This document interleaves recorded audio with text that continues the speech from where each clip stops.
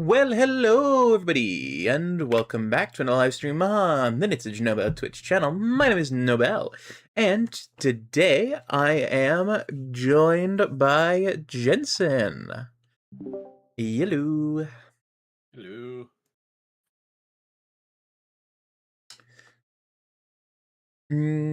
Also, hello, Imai, how you doing? And hello, Gingy.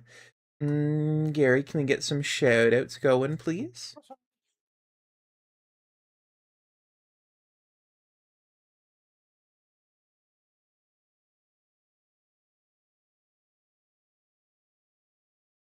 Do you want to tell people what we're up to today? We're gonna get stoned.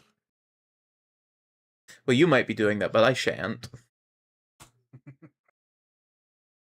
We're gonna get stoned. It's gonna be painful. We're gonna stand on the side of the street as people are gonna throw rocks at us.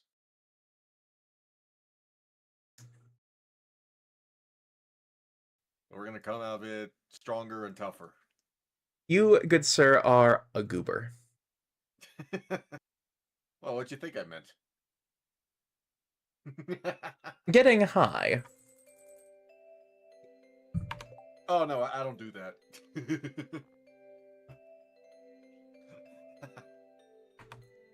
We're just doing some Stardew.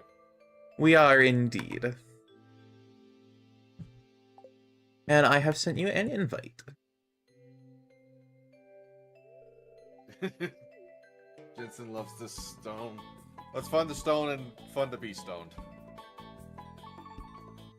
And Riley, thank you for the head pats. Yeah, so since Noble picked Decay, and we beat it, it was basically my turn, and I admittedly could not think of what sounded good to play that we both had. To be fair, you have picked the last several games before Decay, but...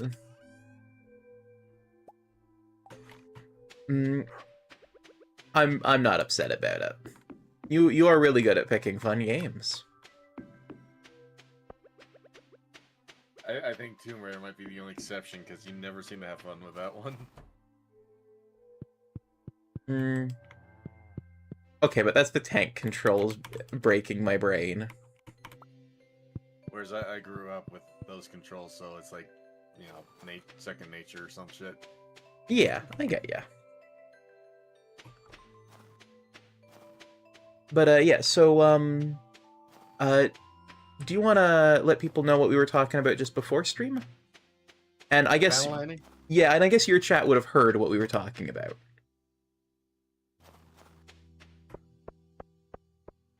At least for a little bit of it.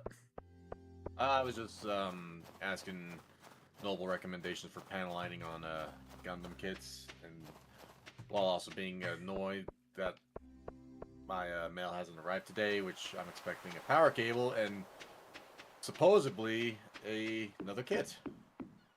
Hi, Gigi.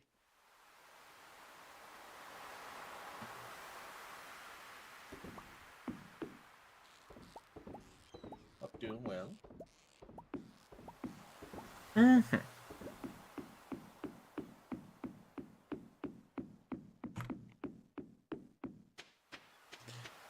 Yeah, so just on the whole panel liner thing. So a lot of people use the Tamiya accent color on model kits. I have no idea what I was doing last time we were playing, what my goal was. We had just finished up a bunch of stuff. I found Bigfoot prints in the snow. Oh. And then they disappeared. I know that one of our goals was getting a windmill. And then I think we were also going to try and get the bus going. Was that another thing? I think, yeah. Right, well, we're on the first day of winter. We are. Screw the snow. I am with you, Cody. I am with you. I completely forgot we were in winter, so in my head, as soon as I stepped outside in game to see snow, I was like, fuck, it's here too.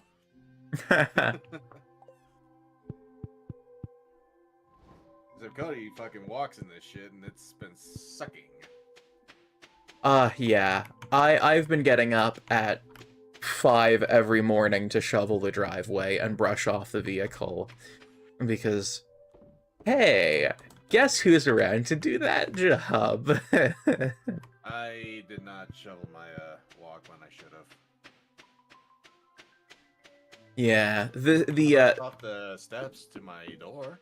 Oh, nice. The city sent around notices letting people know, hey, if you don't brush off your driveway and someone slips and falls, you can be held liable. Yay.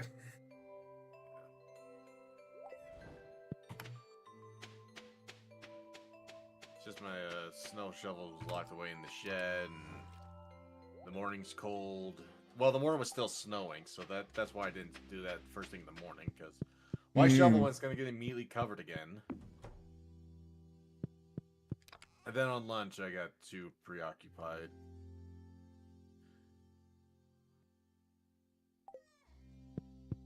That's fair. That's fair.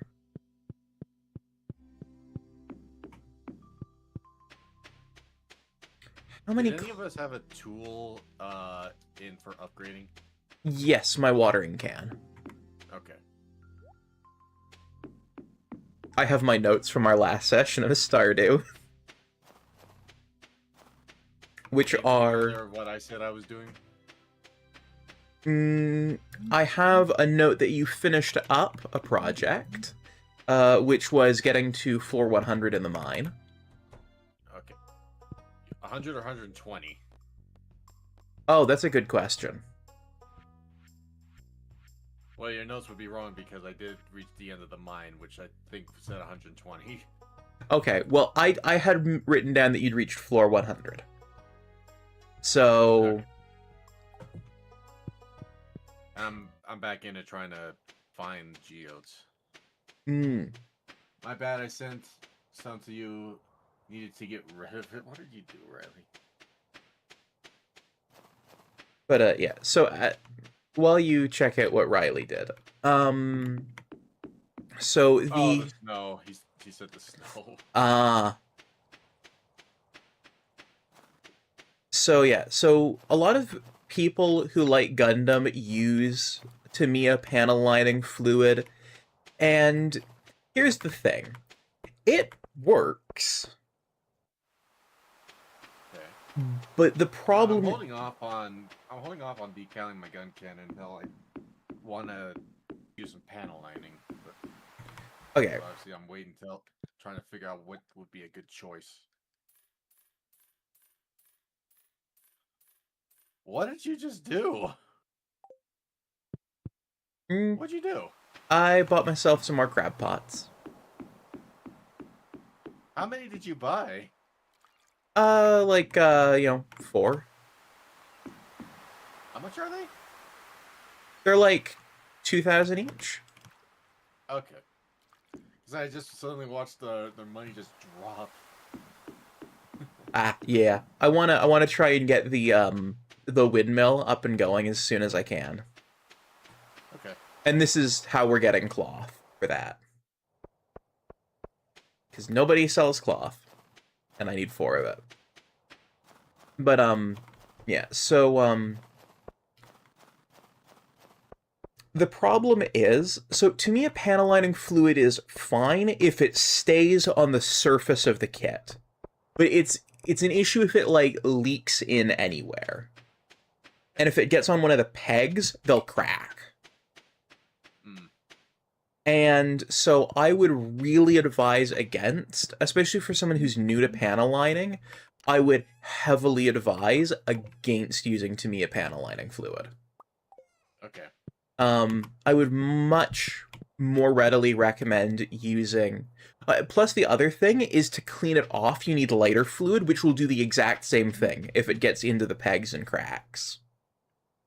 I would much... Yeah, it will. I would much more readily advise using either Steady's panel lining fluid, which is acrylic paint. It's very thin acrylic wash, But it's acrylic wash. You can clean that off with water. You can clean it off with rubbing alcohol. It's easy to clean off with a cotton bud and a little, a couple drops of rubbing alcohol. It'll clean up no problem. That's what I use, and I don't know. I like to think that my models have turned out pretty well. You know?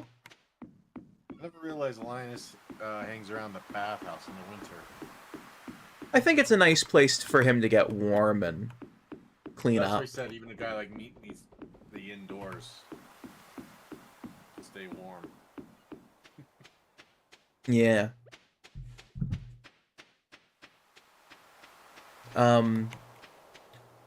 The other option are the Gundam fine liners, which I also sent you a link to.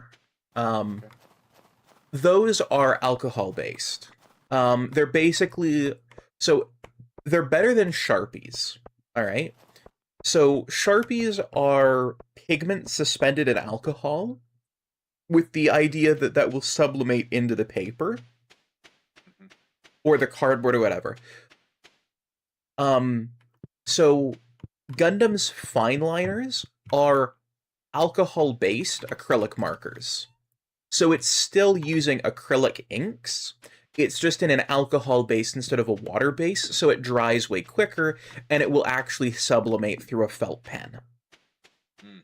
Because water acrylics don't. Basically, it's just an even thinner acrylic.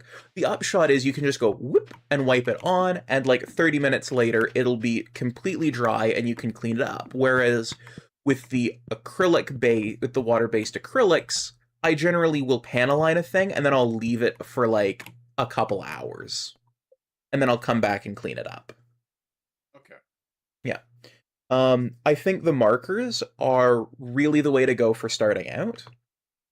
Because they give you a really nice result, and you get to learn the basics without any big chances of screwing up. Okay.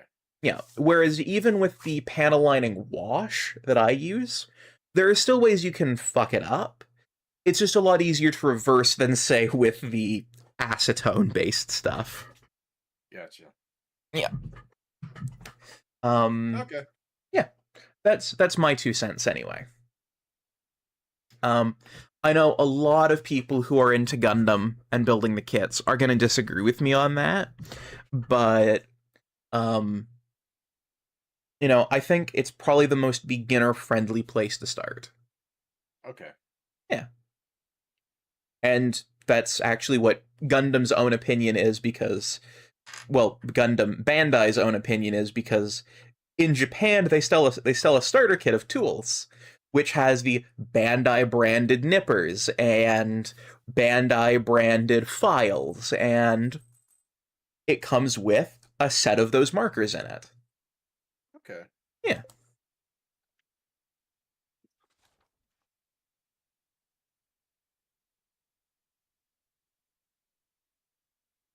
I think if you get into gluing together kits and seam line removal and like those. I don't know if I'd ever go into gluing, if I'm being honest.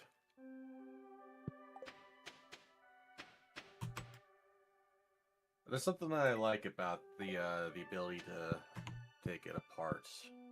That's fair. Oh, the Krobus. Hello, Krobus. I'm not sure if you just saw that cutscene. No. Okay.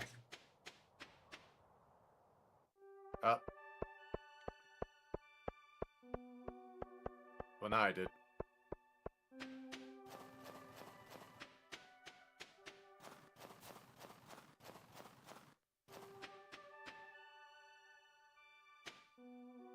I forgot how do we get in the sewer? Like, we need a key, right?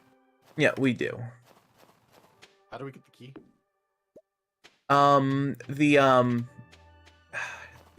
What's it called? Where Gunther is. Yes.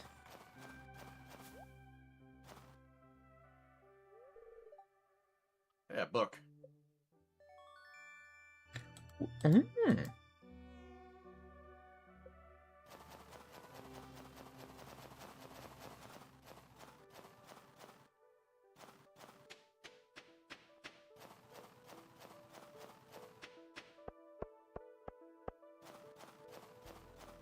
We have a cow. We do. I forgot we had a cow. I mostly do the looking after the cow.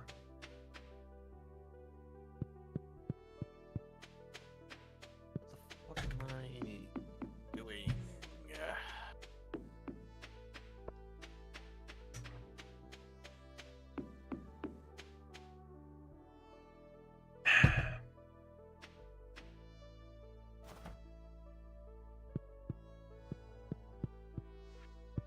Will I dream in an eel?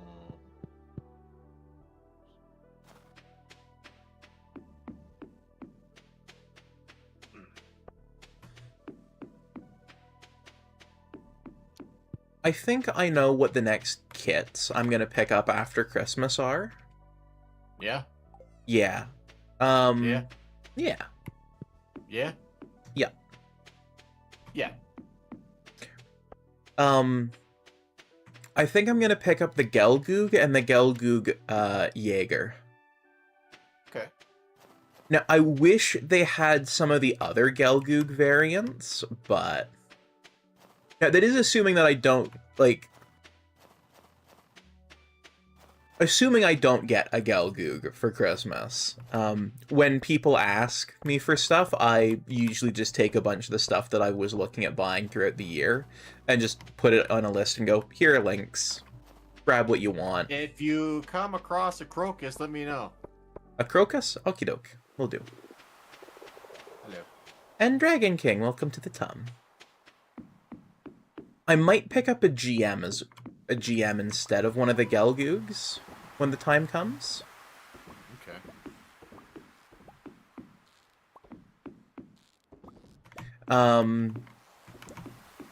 Like, if they don't have one of the Gelgoogs and they've got a GM, I might do that instead.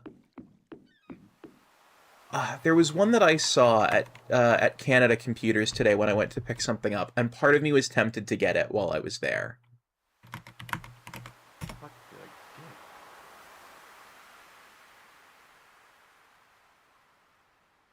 get? I gained a defense. Oh, nice. But alright. Which one was it?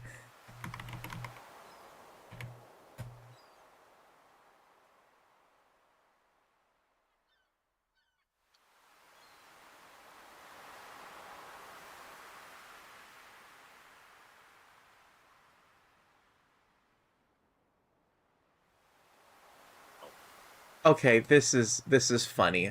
So it was the GM Striker that I was looking at picking up, right? That I saw, and I went, "Ah, that would be good. I would like that." I'm assuming you know the GM Striker. If I saw a picture, that would probably help. Ah, okay. Hi, Kick Badowski.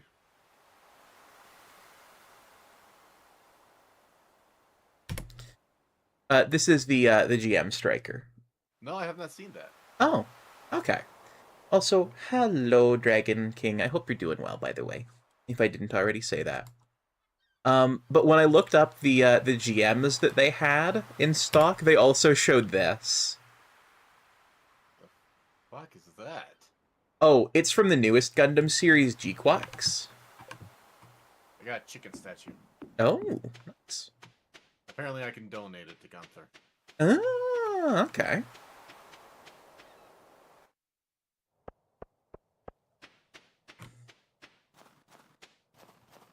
So, the reason that's funny is it's not actually called a GM in series.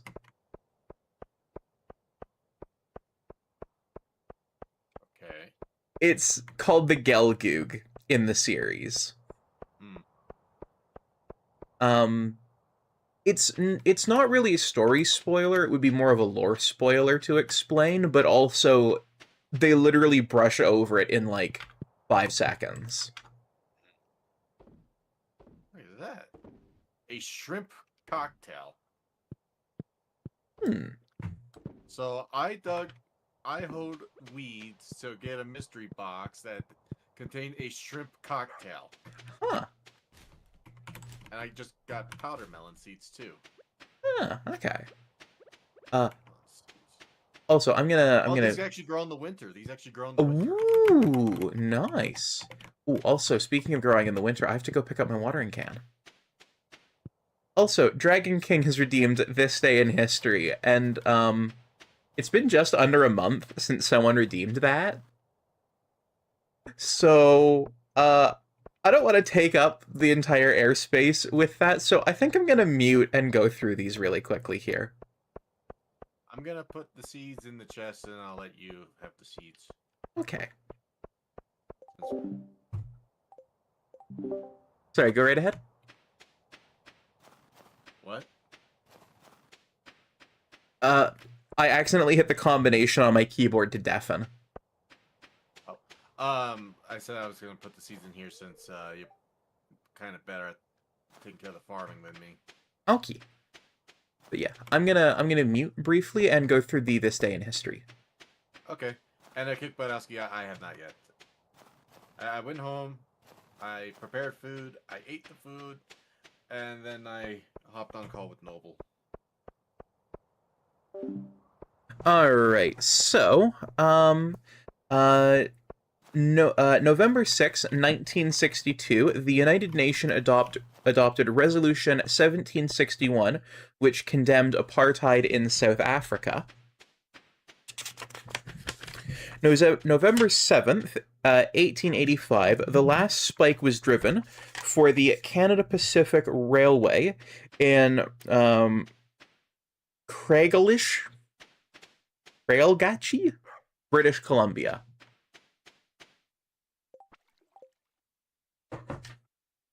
I suppose. Jensen, did you take things out of the recycler? It was torches. Ah, okay.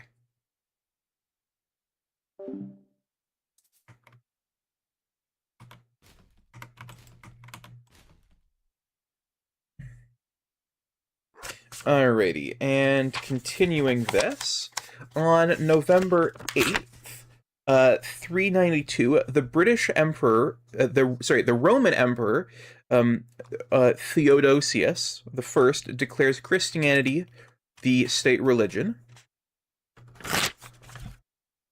In November 9th, 1989, the Berlin Wall falls, allowing people to freely travel from east to west Berlin. November 10th, 1969, Sesame Street debuts on American television. November 11th, 1918, Germany signs an armistice agreement with the Allies in France, ending World War I.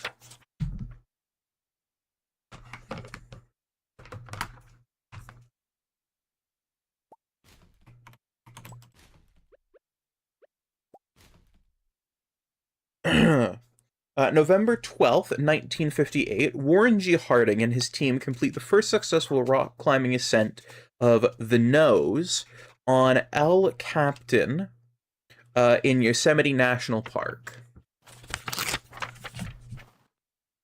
November 13th, 1789, in the letter to Jean-Baptiste Leroy, Benjamin Franklin pens the line, "In this world nothing can be said to exist, said to be certain, except death and taxes. Borb girl is a bit to shower, but I should go with fruit, almonds, or lavender shampoo. Lavender shampoo. That's what Sharko uses." November 14th, 1922, the British Broadcasting Corporation, which will later be known as the BBC, begins radio service in the United Kingdom.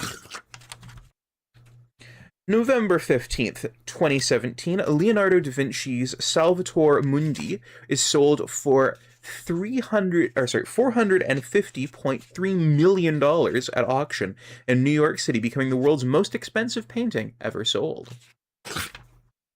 November 16th, 1945, the United Nations Educational, Scientific, and Cultural Organization, UNESCO, is founded. November 17th, 1969, the Suez Canal opens in Egypt, linking the Mediterranean with the Red Sea. November 18th, 1095, the Council of Clermont is assembled for church reform by Pope Urban II that will lead to the First Crusade. November 19th, 1863, U.S. President Abraham Lincoln delivers his famous Gettysburg Address. November 20th, 1959, the United Nations adopts the Declaration of the Rights of the Child. Jeez, it was in the 50s. Neat. November 21st, 164 BCE, Judas Maccabeus restores the temple in Jerusalem, which will be annually celebrated during Hanukkah. Hello, Shorbo. Hello, Shade. Can we get a shout out for Shade, please?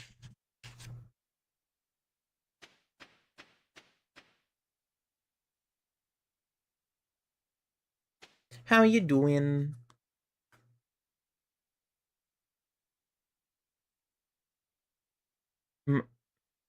I will boop you. Steak, streak, and on to get Jensen. Ooh, nice.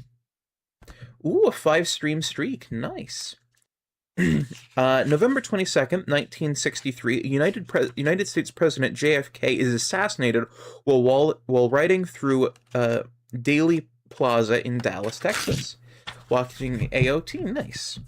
November 23rd, 534 BCE. Thespis of Icaria becomes the first recorded actor to portray a character on stage. And it is getting late in game. I should head to bed.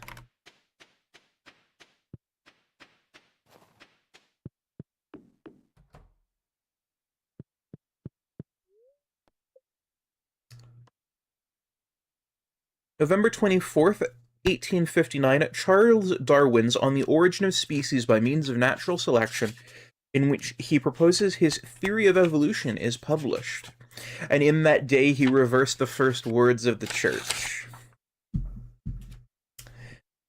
November 25th, 1992, an act is passed by the Federal Assembly of Czechoslovakia to dissolve the republic and form two independent countries, the Czech Republic and Slovakia.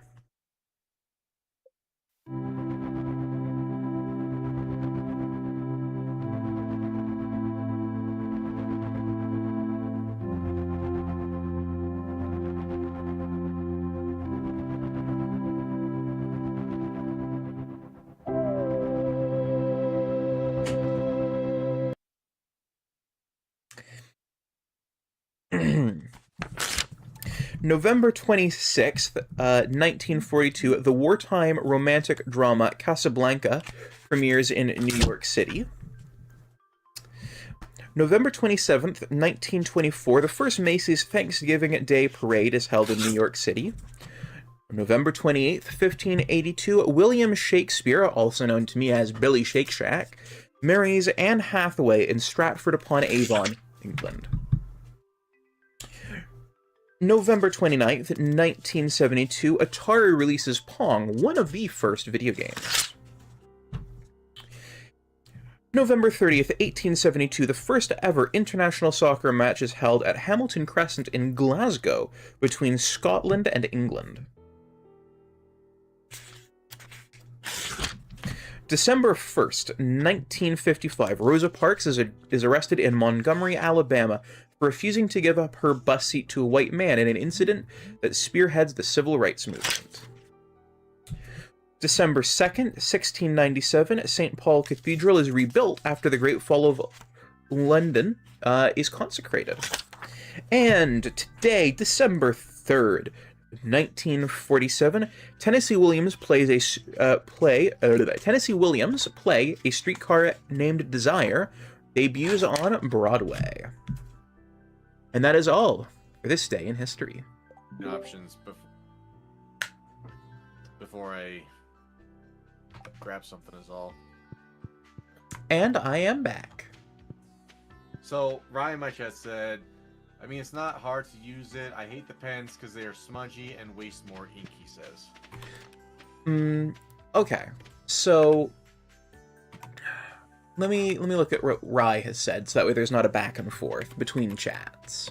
Well, yeah. Well, I was bringing out the pens. He's the one that recommended like the ink. Okay. And I was asking what he thought with the pens, and that's what he said.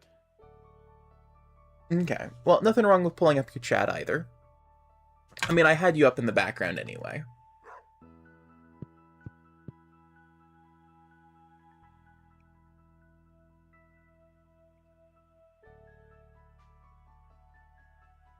That's its personal preference at that.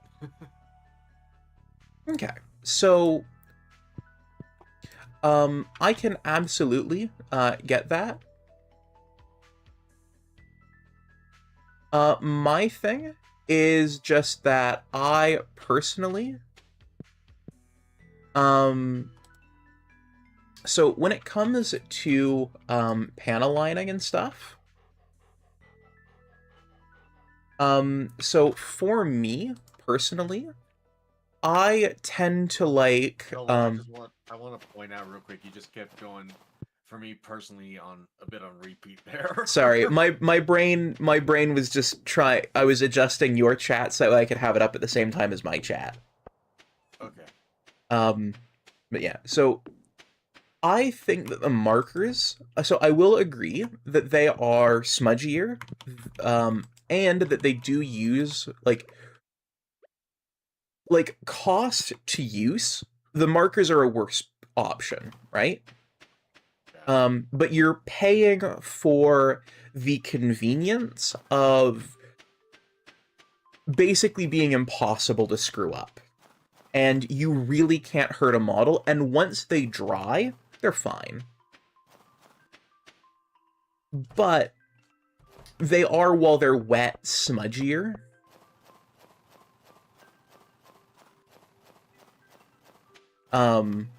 So that's definitely a thing, because you're working with the equivalent of a Sharpie while it's wet on smooth plastic. And I'm not sure if you've ever used a Sharpie on smooth plastic, but it's not the easiest thing.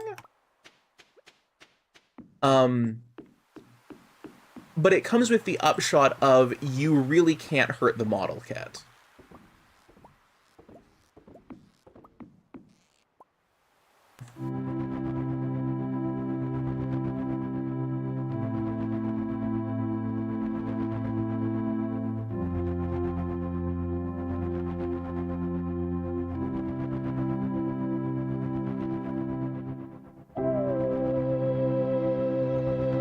Already done kits.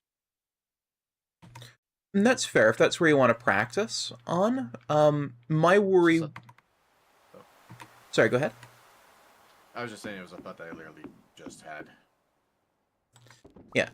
So my thing is, if it manages to find a crack to flow into the inner workings of the kit, that's where problems can happen. And I have had it destroy models before. That's why I don't have my original Gundam on my shelf. Because it got damaged. Yeah, because it got into its inner workings and its chest armor kept falling apart, and I would glue it back together. This was before I had proper model glue, so maybe now I could have fixed it. But I was like gluing it together with super glue, and the tension would cause it like every few months it would just like pop off again. I should probably get some proper model glue for my my Char one. Because that broke when I was building it.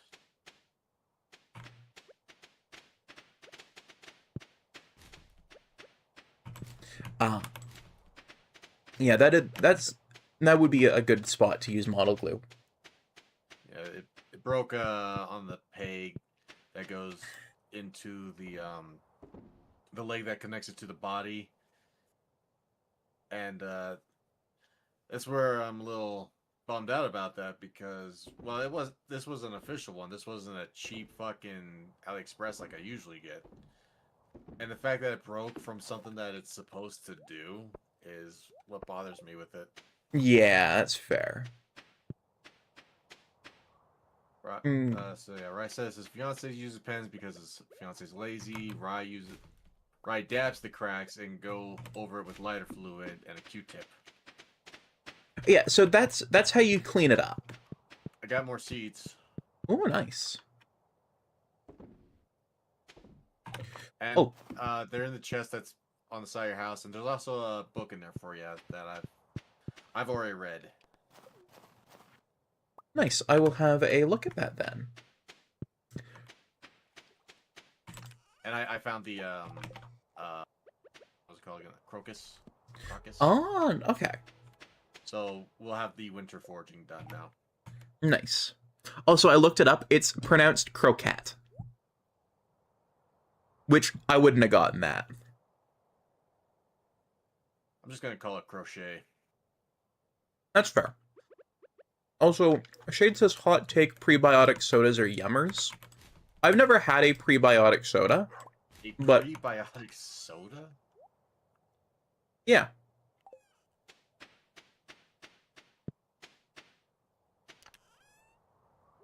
Okay. Oh, more winter seeds. Oh, nice. So now we just need one item for the exotic forage, and the bridge will be repaired. So either maple syrup, oak resin, pine tar, cactus fruit, or cocoa nut. Hmm.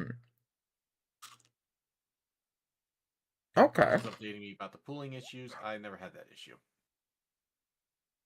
Yeah, I've had it on a couple of my older models. That's why most He of them. agrees, and Lionel agrees with you, Noble. Yeah, I'd say if you want the nice panel liners, that are like liquid based, your best bet is to go with Steady's Carbon acrylic. hydrates. Okay. Um,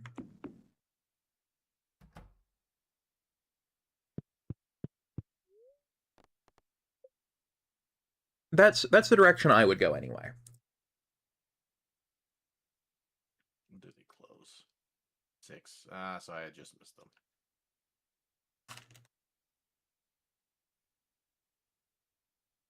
I'm of the opinion that both can give nice results. Like like you remember when I was building my little baby Zaku's, right?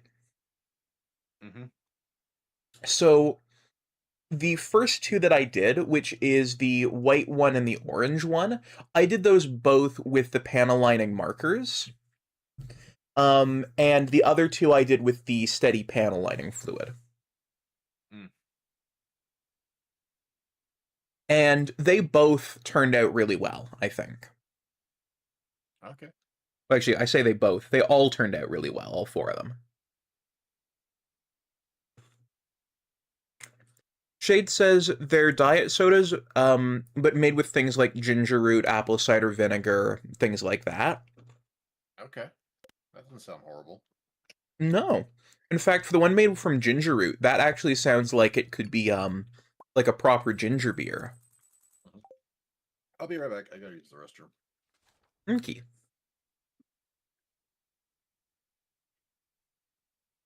Yeah. So Rai, I I definitely know a lot of people who've had success with them.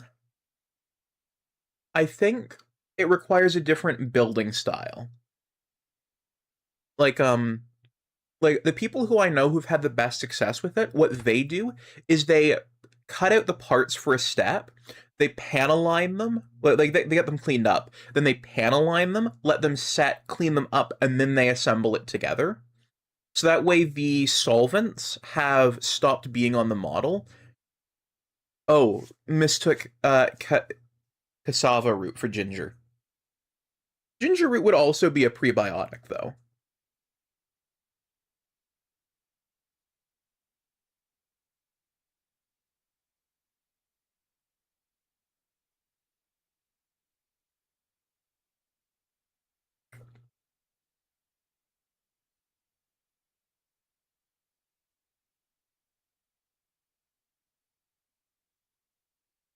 It also can vary per kit because the different materials that they're made out of, from ABS to polystyrene, react differently because of the solvents that are in them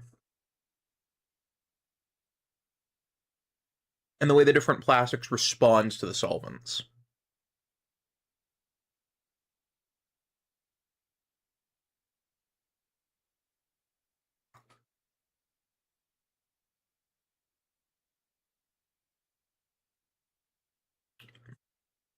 It's not about the quality of the plastic, it's about the chemistry of it.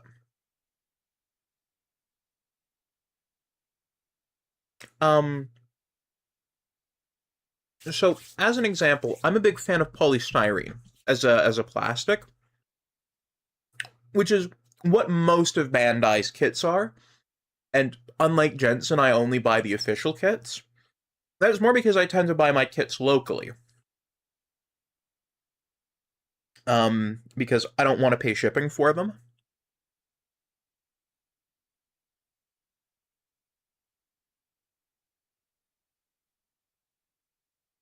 So there's a mix of polystyrene and ABS and things like that in there. But so polystyrene is a much more forgiving material than ABS is, and ABS is where you have most of your panel lining problems from, because of the way it responds. But polystyrene does have similar issues.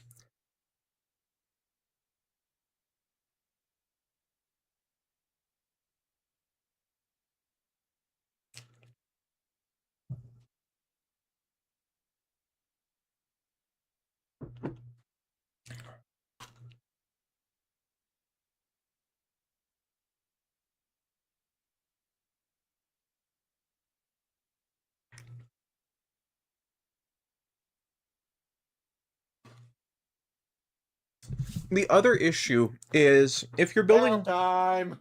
Ah, you got mail, lovely. So I got a third package I wasn't expecting, and this might catch both you and Rye's attention. Oh, okay, yes. Shantae Advance, Risky Revolution. Oh, lovely. I forgot I ordered this. Nice. So this was the unreleased Game Boy Advance Shantae game that they released on the newer consoles. Mm-hmm. So there's that. My cable and my GM kit. Nice. The Slugger. Yeah. So give me a second. I'm gonna see if this cable will fucking fit in the TV. Okay. I'll keep talking to Rye and my chat. Well, both of our chats, really. And Shade, I am really glad to hear that the soda is tasty.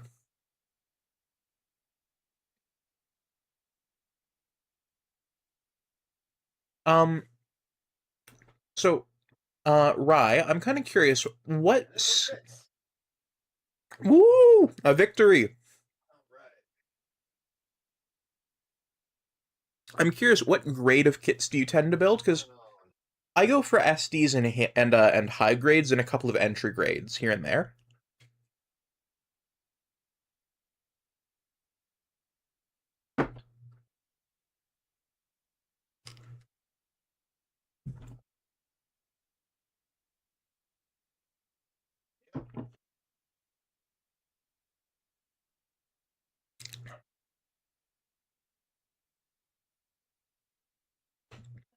All right, so tomorrow I'm gonna try and return that crappy cable I got from Walmart. Okay.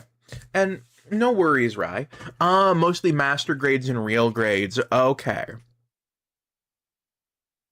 So that does kind of explain it as well.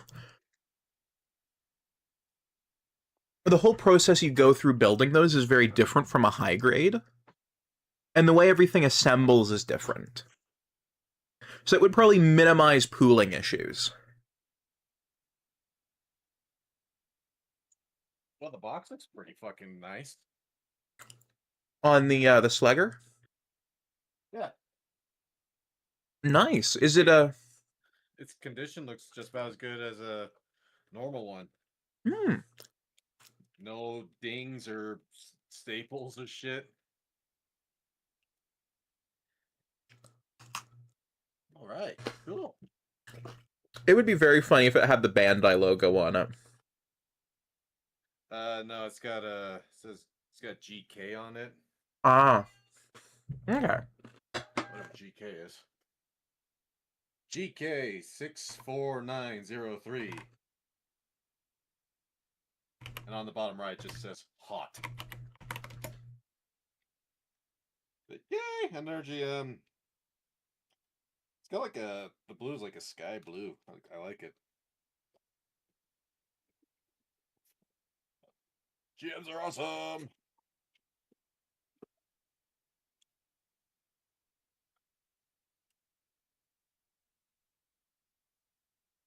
GK do a lot of work with making clone kits.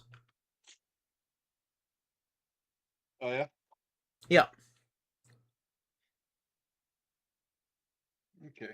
I'm guessing you were looking that up. Mm-hmm. Did not come with decals.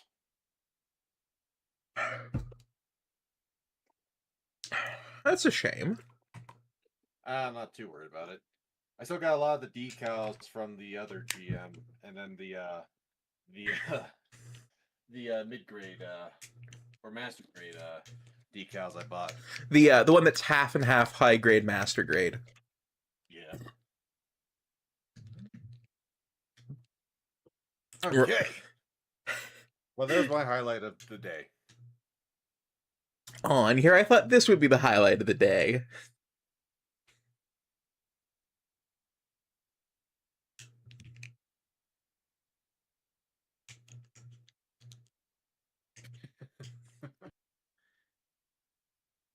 I was just, Play with you is always a highlight. oh yay. It was just it's just also a surprise to have gotten Shantae. I Like, see, I I see. completely forgot I even ordered this. So the Switch will be getting turned on. That hasn't been turned on in fucking months. Huzzah. The Shantae Advance Risky Revolution. Nice.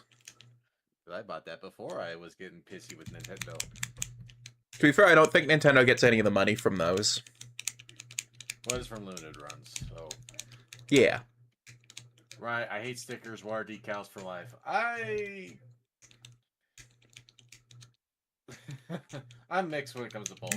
I like some stickers, but I do realize there are some cases where decals are nicer than stickers that I can agree with.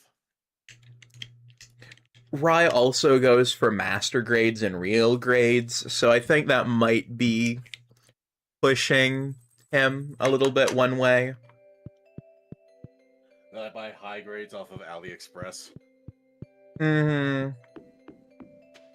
Oh, trust me, every time I tell him about an order I make off of AliExpress, I can feel the disappointment through the phone.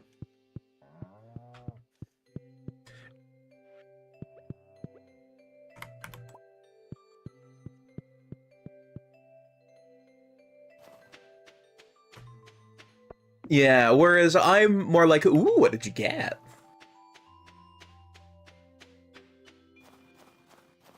Like, the main reason I don't end up with a bunch of knockoff kits is because I tend to buy my kits locally because fuck paying an import for a model kit. Yeah, see, so I don't... The closest place I can get locally is a 2-hour drive. Yeah, meanwhile, the closest place I can get kits is, like, a 30-minute walk. So, yeah. So, like, for me, there's, like, 3 reasons. That was number 1. Number 2, obviously save money. Fair. And 3, I don't really give a shit, regardless. I have the same amount of enjoyment building an AliExpress as I do a normal one. Yeah, that's totally fair. The thing I've also found is that a lot of times when I look at, like, the alley kits versus the official kits, I'm looking at spending time shipping is done as much for the alley kit as I would for the official kit locally. Now, that's in part because a lot of AliExpress stuff is set up to ship into the States. And so when it ships into Canada, it ships through the States, which tax on import fees and things like that. Well, bigger import fees than, you know, would be if it was coming straight from the manufacturers. And so it's like, does it make sense? At that point, it's just cheaper to, well, it costs about the same amount, and I get the kit right away if I get it locally. Right. Yeah.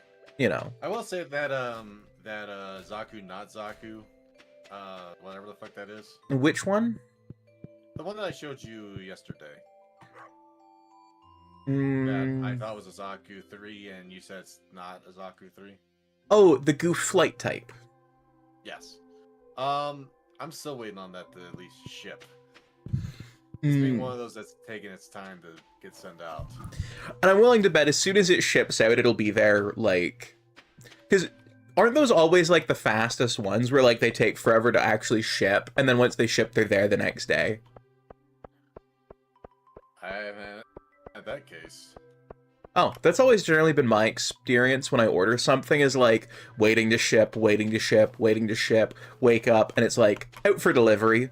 And I'm like, what? What I find interesting, with this and, like, the last 2 AliExpress orders, they've all been saying out for delivery while they've still been saying LA on them.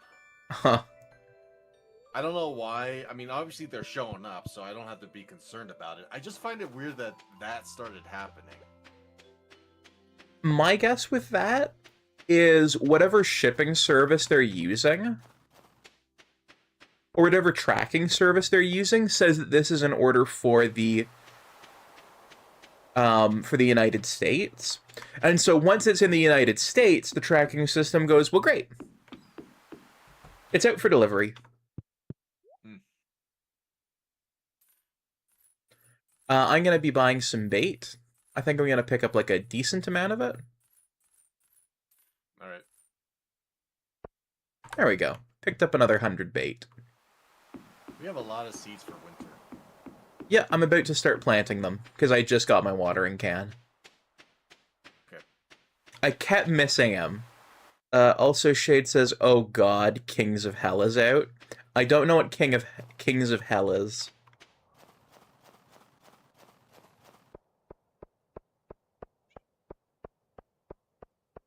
I don't know either. My personal opinion is that for detail markings, I tend to prefer decals. But for anything that needs to be shiny or like a foil type deal, I will use the foil stickers. What I really want to get one of these days is a nice setup of the Gundam markers for doing the eyes and things like that.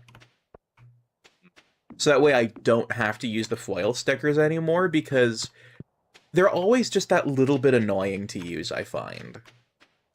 Like, Okay. they're not the worst, but, like, it's mostly the eyes that annoy me. Mind you, Zaku's are nice and easy. They have a little... Pardon? It's just a dot. It's just a dot, you know? There's... Just a dot. There's nothing to really fuss with. It's just a dot. It is, in fact, just a dot, Luigi. It's a dot, Luigi. I guess, probably one thing you can just simply do as an upgrade for a Zaku eye is get, like, a little red rhinestone. Yeah. I've actually done that on a few kits.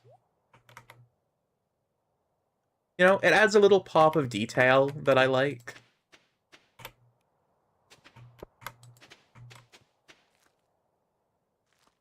More melon seeds. Nice. There you go.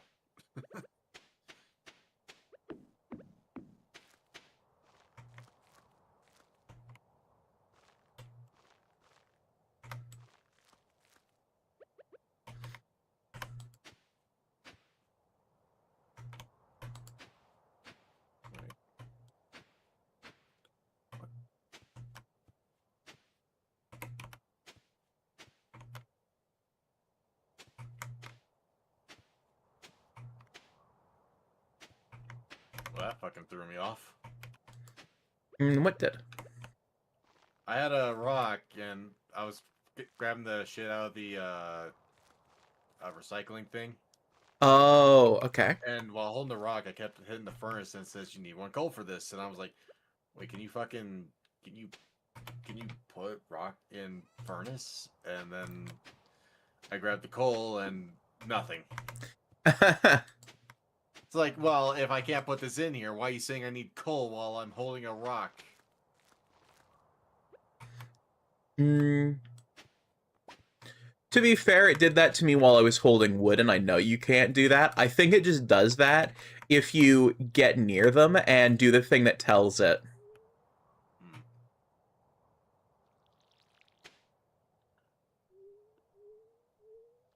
Hmm. Ooh, this new watering can is going to be nice when we get the big field going. Discover a lost chapter of the Shantae saga, fully restored and released after 20 years.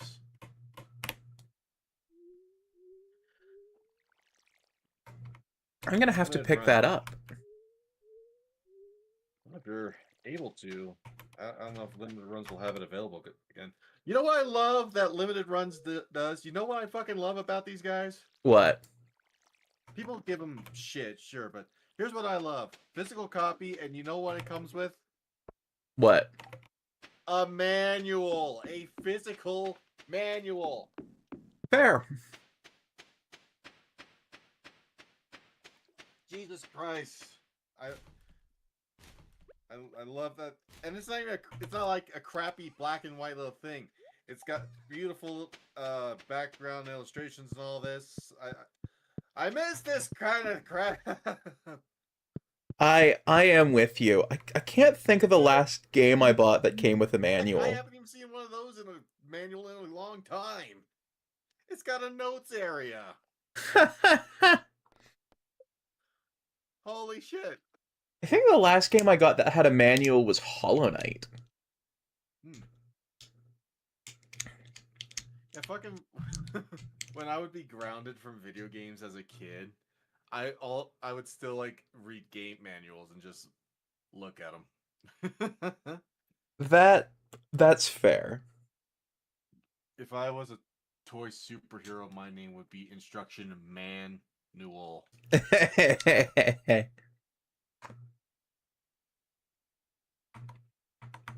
I wonder if it's on Steam actually. Shantae Advance. Yeah. It probably is. A lot of their games, once released, unlimited runs, they'll be available for Steam. If you buy it physically, of course, you just gotta wait for it to show up as well. That's fair. And yep, it's available for Steam. Actually, all of the Shantae series is, which is nice. Even the OG Game Boy Color? Yep. Dang. Nice. They want it for, they want like $10 for it. Not bad. Yeah, it's not bad.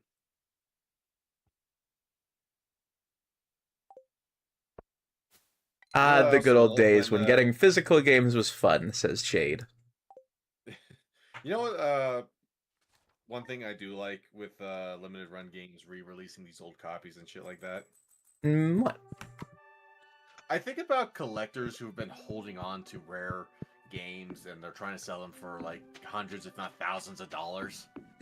And then it gets a re-release on the newer consoles, and now people have a cheaper alternative to play it. And I like to think those collectors, especially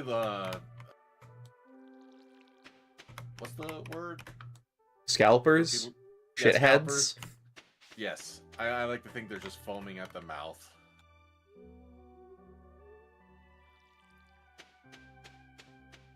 Yeah.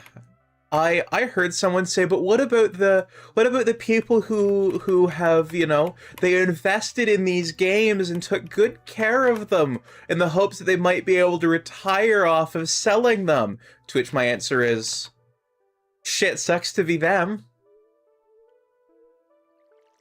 You know? My answer, they fucked up. Like, I do feel bad for people who are like, you know, I like video games and, you know, I guess this would be a safe investment or whatever. Like, I feel genuinely bad for those. Oh, nice. You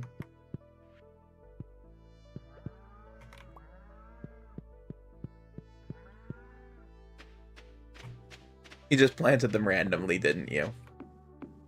Oh, no, you didn't. Nice.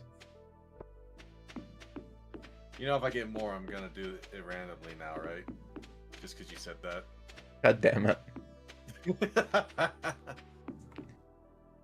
God damn it. Why do I have to speak sometimes? Because it's an ability you can do. Yeah, I know, but I mean, sometimes I'll say something, and then it gives someone an idea that I don't want them to have.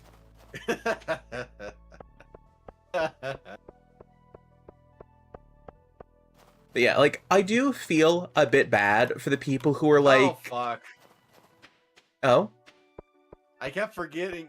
We're 5 days in on this month, in-game month, and I keep forgetting to go fishing at the ocean at night to get squid. Ah. Hey, Jensen. Yes. Go fishing in the ocean at night to get squid.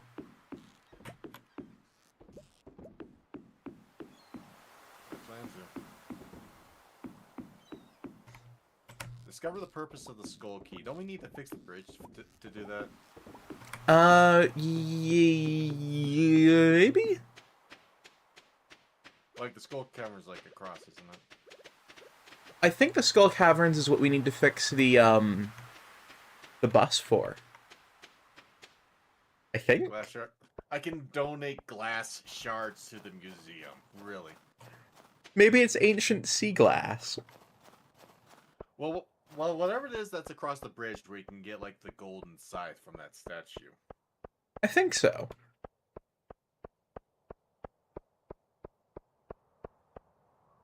Although I think you are right that it's probably in the desert.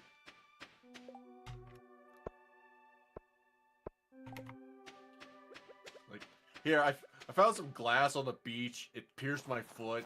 Can you take it here in your museum? It does have a slight comedic bent to it, doesn't it?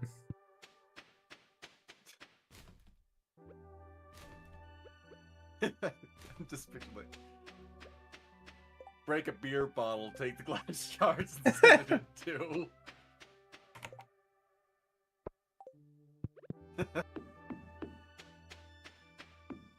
Just lies that it seems to have an ancient pheromone that might have produced its own alcohol.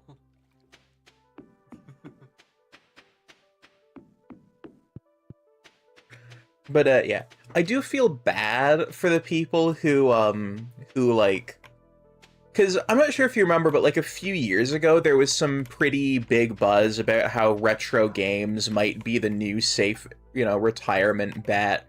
What with the state of the stock market and all of that getting tied up in cryptocurrency, and if you're a retro games fan, you might want to hold on to your retro games or whatever, and how you could use those as a vehicle for investment. Did destroy retro games. That too. And how they have not kept them accessible long term. And like, so I feel bad for people who genuinely like video games and thought, well, okay, this might be a nice bet for retirement. And spent a lot of money while those games were at their height, and watching... So expensive. Pardon? The book balloons here, and the books are just so fucking expensive. Oh, gee. Like, Bait and Bobber, fucking 8,000. Oh, fuck. That is... Mining Monthly, 10,000. Yeah, that is... Stardew Valley Almanac, 5,000. Way of the Wind, 15,000. Horse the Book, 25,000. I'm sorry, horse? Horse the Book. You gain a little extra speed when riding a horse. I forgot you could ride horses in this game.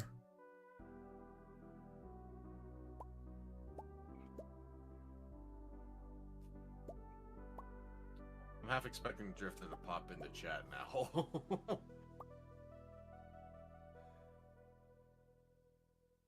Well, Riley just said they made a book about Drifter.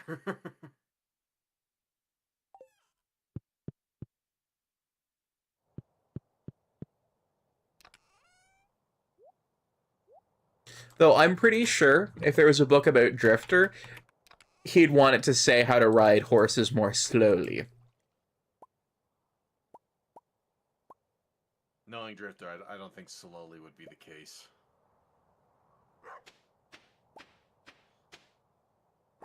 Maybe not. Maybe more forcefully. Maybe.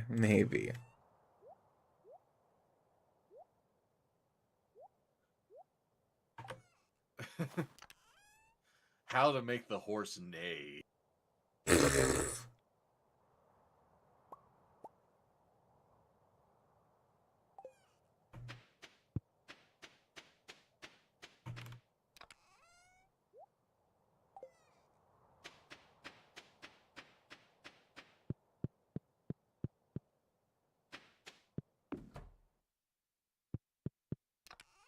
And then you gotta buy the like second edition of the book, How to Make the Horse Whinny.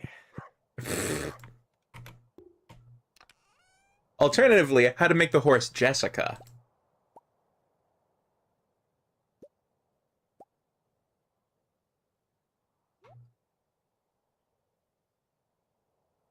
I don't know. I thought it was kind of funny.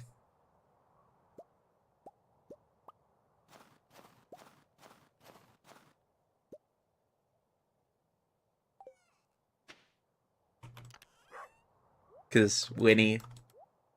Yeah, I got the joke, but I just didn't find it funny. I'm sorry. Okay, it was a terrible pun. And not even the funny kind of terrible pun. The fact that I didn't have any sort of response to that at all probably tells you. Yeah, it does. It does.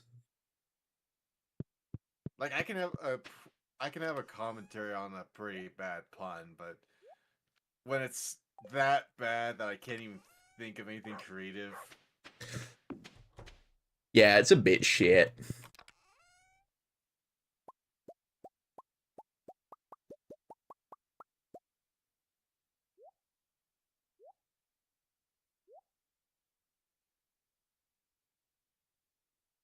I'm gonna go fishing.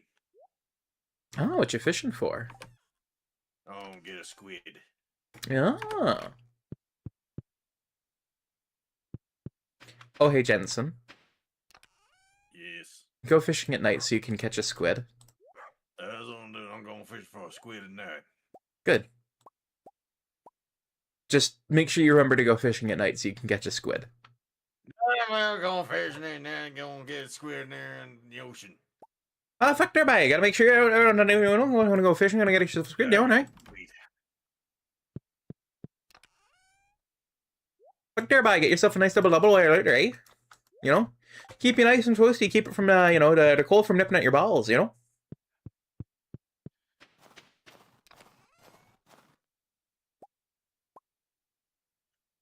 I got me my Long Johns. Ah, fuck there, bye. That's not gonna help when the cold gets on into there, you know? It'll help keep it out for a time there, but it won't do you no good once it gets on in. But, you can put a nice double there right between your legs and keep your balls nice and toasty, eh? I got me a halibut. Ah, fuck there. It actually is starting to get cold. I'm gonna have to start wearing long johns to keep warm. Oh, no. Which means I gotta hunt them down. I think I'm gonna have to. I think I actually need to buy some new pairs.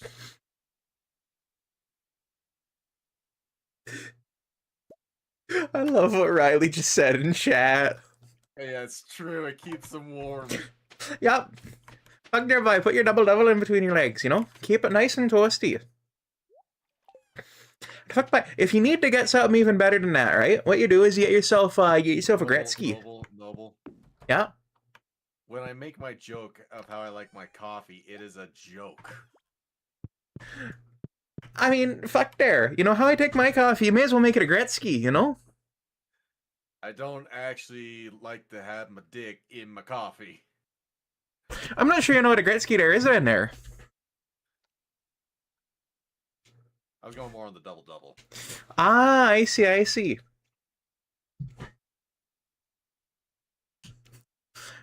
And, fuck there, bud shade. Yeah, the Canadians gone loose. Also, shade, thank you for the 3 stream streak there, bud, eh? Fuck, bud.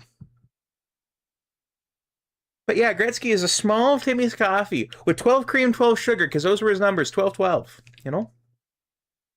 Got my squid. Arr. Fuck, bud. Yeah, got my squid. Fuck yeah, bud. All right, I'm going to see Will tomorrow. Give him their squid he been asking about. Yeah. Good there, bye.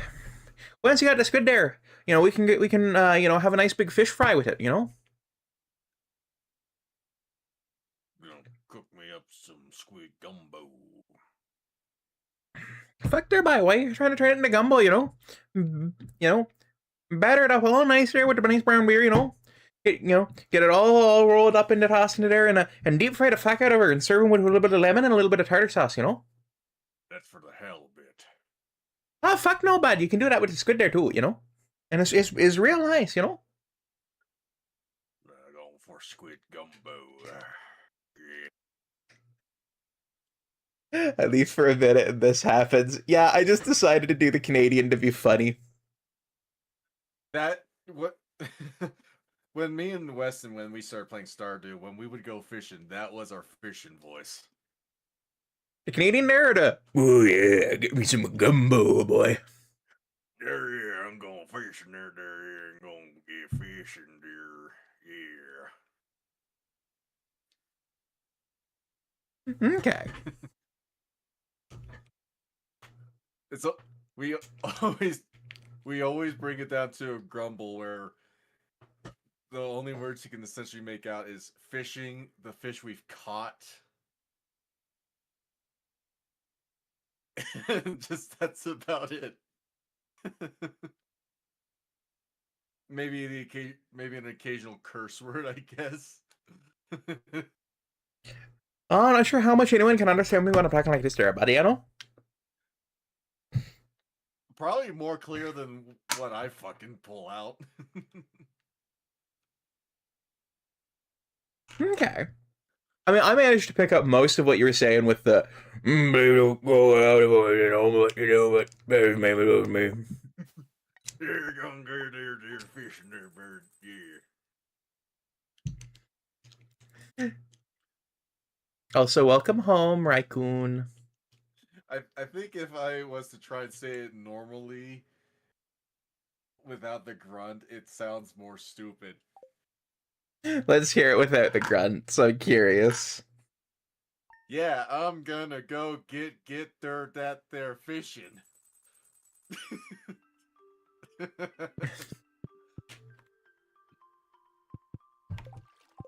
Bearing in mind, I mean no offense by this. It kind of does. I think the idea is like whatever crazy Southern Texan boomhauer fucking speaks in King the Hill. I think it's going for that, but trying to go for the whole like over exaggerated Stone Cold Steve Austin grunt.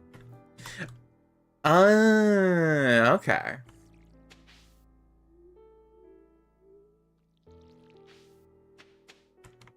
You know, I'm curious. Can you guess what my favorite King of the Hill character is? Dale. Yeah. Pocket Sand. It's not actually the Pocket Sand that makes me like him. It's the insane conspiracy theories and, like, I just find him so funny. Pocket Sand. That's also pretty good. Guy says, "Oh, like my coworker. Which fucking coworker?" Also, Shade, permission to send me the splash art for Kings of Hell. Permission is granted. So there's been a lot of these fucking King of the Hills Sora AI where they keep having to turn some sort of form of Super Saiyan. Oh no. And there's one where his hair almost looked broccoli-like, but they put like Dale's head on Bill's body in the background, but there was still Bill right next to Dale. What the this is why the AIs should all be set on fire. All of their data centers. I hope their coolants fail and they just burn. fucking Hank's like, this is propane blue. Oh no. So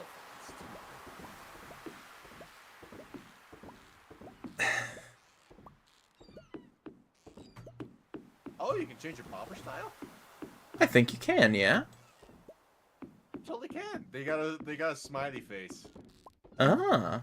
And a skull and a rubber ducky. You got a rubber ducky. Ooh. Rubber ducky bobber.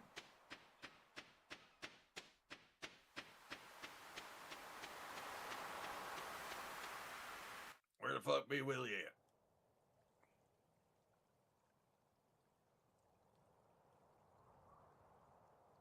Shade, I can Another male that works at the deli. Oh, okay, all right.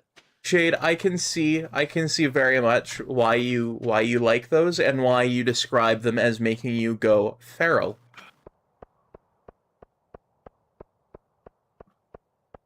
What the fuck is Willie? Willie, he's going back to Scotland. Out to tin the grass.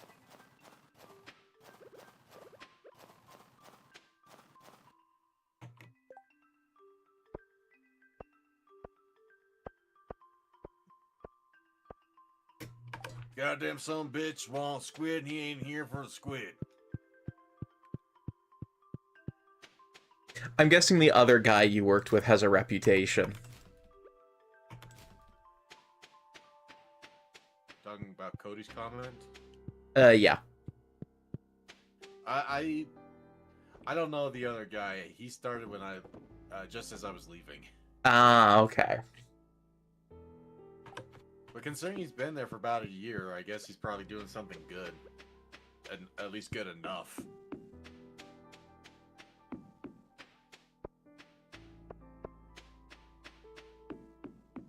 Jensen, that old lady come to talk to you today? No, but she arrived. She came in yesterday, god damn it.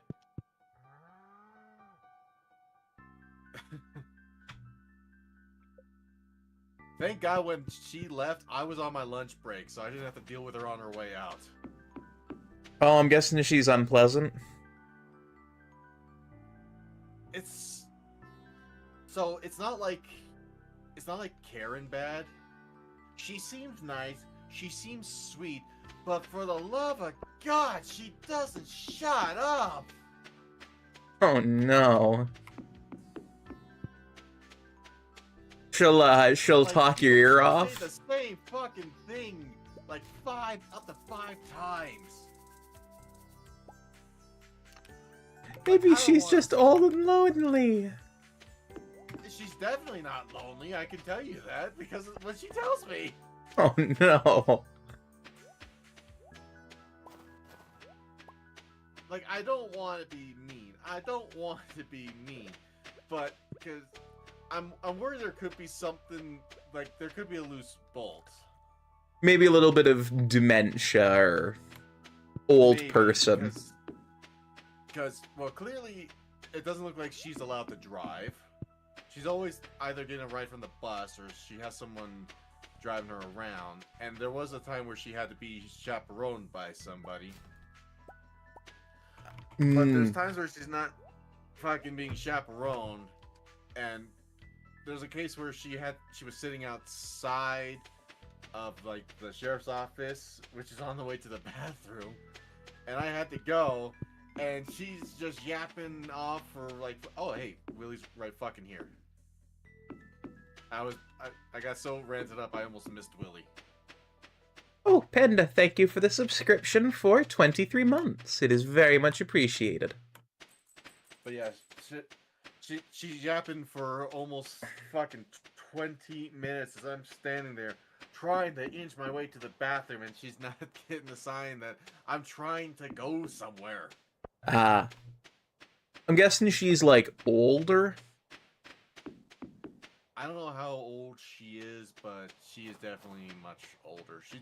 She almost looks about around the age of my grandmother. Maybe a bit younger, but yeah. It's possible some amount of senility has set in. By the sounds of it, like, if she's getting chaperoned most of the time, she can't drive. It might not be. She says she wants to be an officer. She says she wants to be an officer and work for the town. She'll say that over and over and over, and I'm just like, yeah, right, yeah. But in my head, I'm like, I don't think you're gonna be mentally fit for the position you're wanting. Yeah.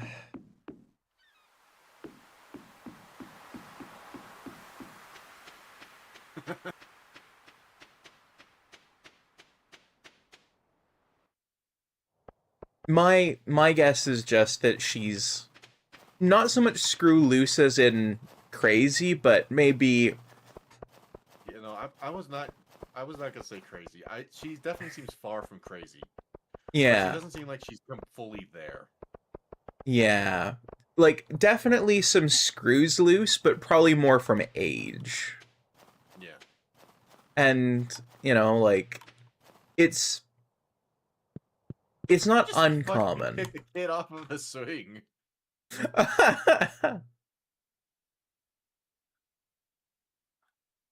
I was just gonna talk to the kid on the swing. No, I sat on the swing and kicked him off. Oh no. I think it was just timing, but it looked like I just did that. Probably she's just super chatty and thinks you're cute. Well, she hasn't called me cute, but she does say I'm an absolute sweetheart. It definitely sounds like she's an excellent grandma if she is. And she's always give me a peppermint.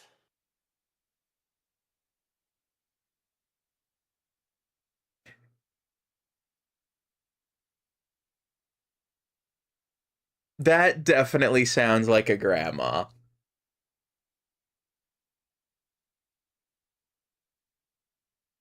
Why are you so mean to her then? Well, I'm not mean to her face. Ow. Ow? I got Oh. I heard the ow and then chat updated on my end to show the bonk. That's wearable. Oh my god. Oh? I didn't realize this was wearable. What's wearable? I have a bone on my head. I'm a bonehead. Just like in real life.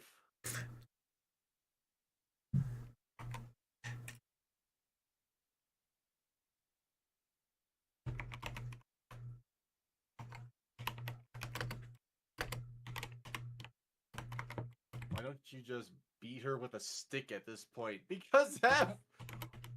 What? I'm sorry, but... The fact that you just asked, why don't I beat an old woman with a stick? Excuse me? I believe this is what the youths refer to as an unhinged comment.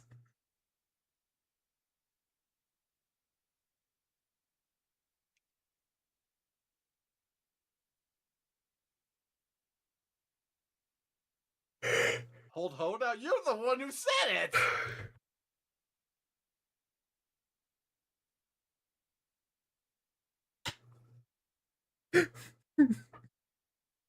I believe this is what the youth refer to as an unhinged comment.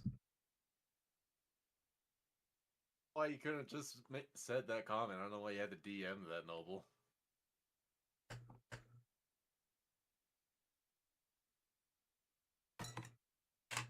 It's just a boner joke.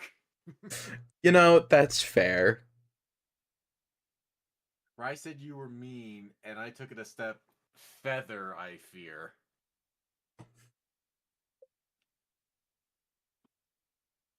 Why do you fear?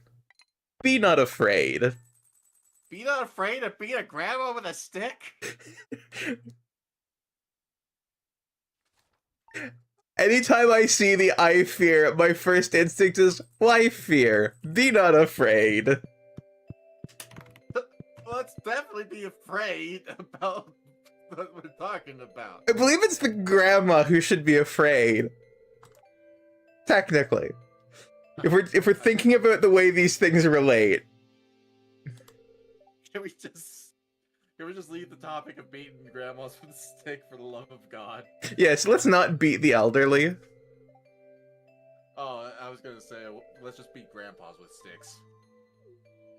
Let's not abuse the elderly.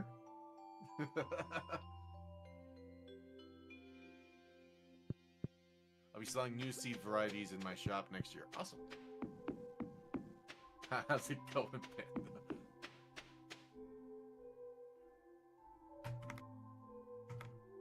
Oh, God. For a festival of ice, it's a celebration of winter. There'll be snowman ice sculptures and ice fishing competition right between 9 to 2 if you'd like to participate. Okay. Why don't we all just beat each other's meat?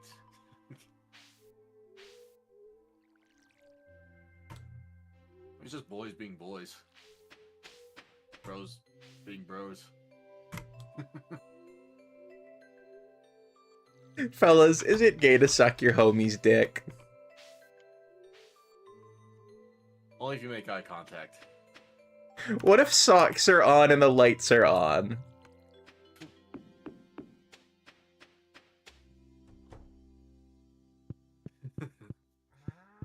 As Skeletor once said, most people have a foot fetish because they lost their virginity to a sock. Until we meet again. Noble, where are you at? I'm heading to the beach. Okay. I have pet and fed the cow, watered the crops, and was going to collect my fish from my crab pots. From a crock pot? Shade says, fellas, is it gay to masturbate? I mean, you're touching a penis, so that's gay. That's almost in the same topic of the fucking, like, people who manage to suck their own dick. It was like, oh, that's gay. It's like, it's not gay when you touch your dick over and over for masturbation.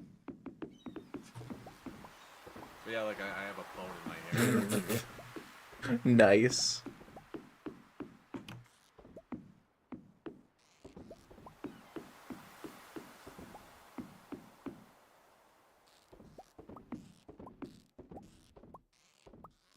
See, I think, okay, if I may be briefly allowed to sidetrack into a kind of post that I think is really stupid that I see online every so often, it's something about a guy saying that it's gay to be into, you know, things that women like, or like, it's gay to be into doing romantic gestures.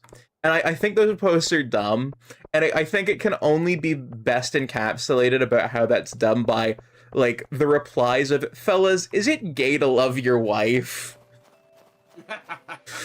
Because it's like, that's fundamentally what you're arguing. Is Like, it gay to go to sleep because women go to sleep?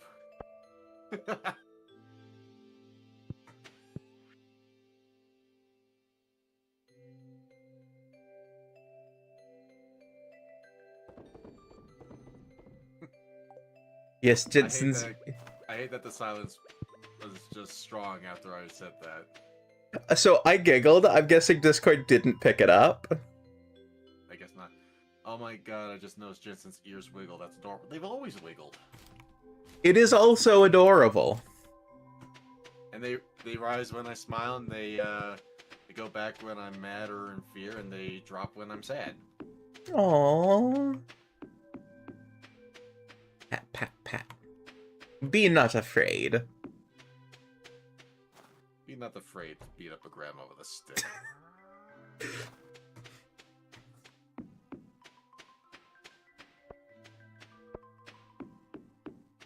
You know, I never quite understood the angel saying "be not afraid" until I actually looked at what a biblical, accurate angel looked like. It's like, you know, that makes sense for them to say that.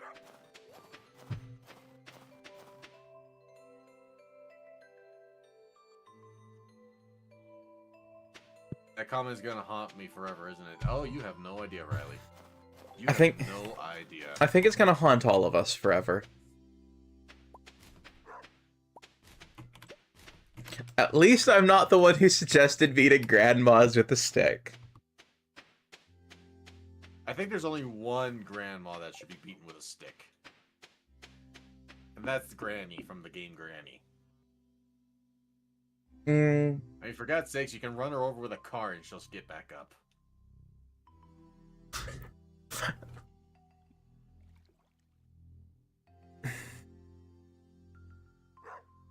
Shade says, I swear there's certain people who will be like, you admitting you're emotionally complex and want to like certain things. That's gay. Have you seen the video of the guy who was basically having a philosophy moment or something with like the ball of wire he had? Yeah. And the way the woman's response, that's basically why men don't say anything. Yeah.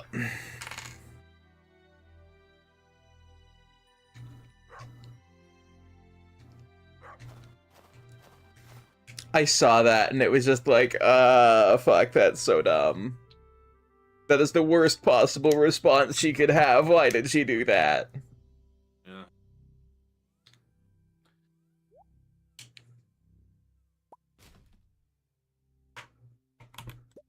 Because that was just like an... Sorry, go ahead. I've seen a lot of videos about how how do I approach this? It's basically how a lot of men these days have just stopped chasing women, and women are noticing. Yeah.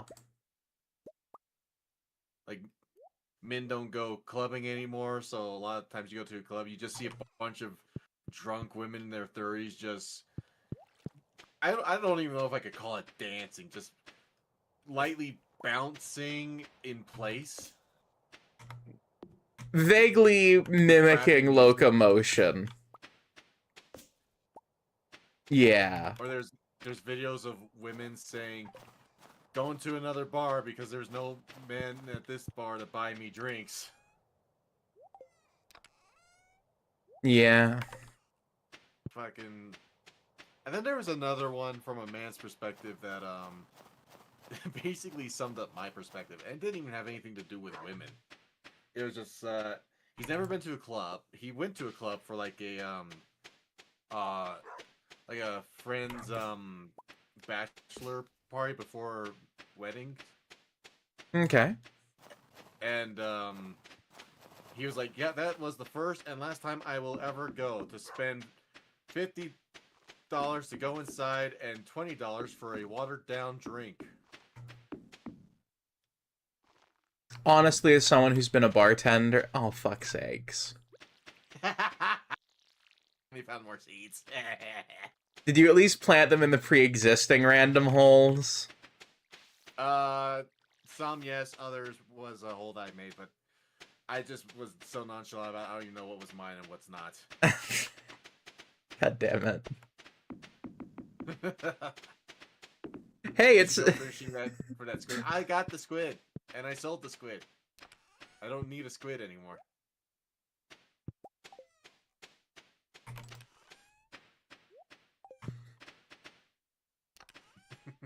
Yeah, I think the other part of the problem is clubs and bars, and that whole, oh, go chase a girl, has never actually been a functional way to get a partner.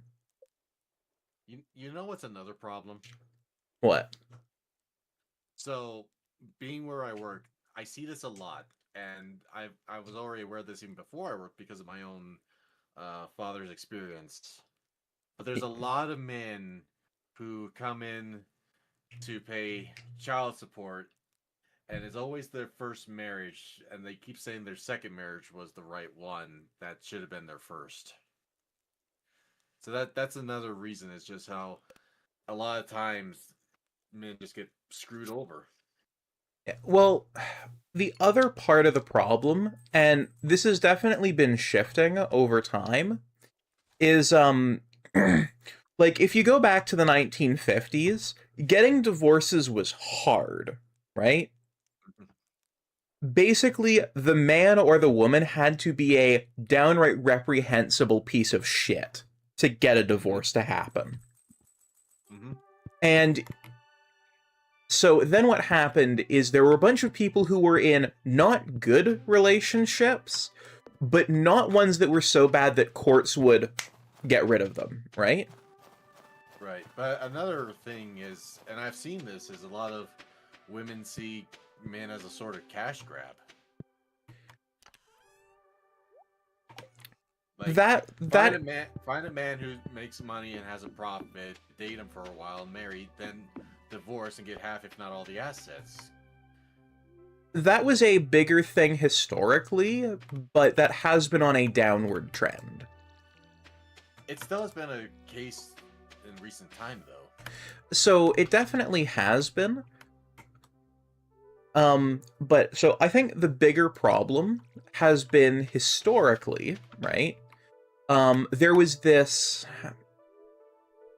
like pressure to get into a relationship and get married because women weren't supposed to have sex before marriage. Mm-hmm. And so now a decent amount of that includes a lot of both misogynistic and misandrist rhetoric. You know, why would you pay for the cow if you could get the milk for free? It's like, well, that's framing women as cows and men as greedy bastards. Like, that's not polite framing to anyone, nor is it kind framing, right? You know, the thing is, I saw, when you said that, I was thinking the other way around, though. Oh? Well, there's also the cases where women get the divorce and the child support and all that, and yet they'll go to court and try to get even more child support out of the men. That has also been a thing, yeah. But here's the other thing, though, right? So in the 80s, you had a flip with things where, well, actually it was the 70s, but no-fault divorces became a thing, right? Meaning couples who were not compatible as human beings, but, like, neither party was vile or disgusting, could just split and go their separate ways. Oh, I will turn Jensen up then. Floofy says that you're a little bit quiet. Okay. So I will turn you up. Now that being said, I'm not painting a picture of like all women being evil. There's still the evil on both sides. Oh, yeah.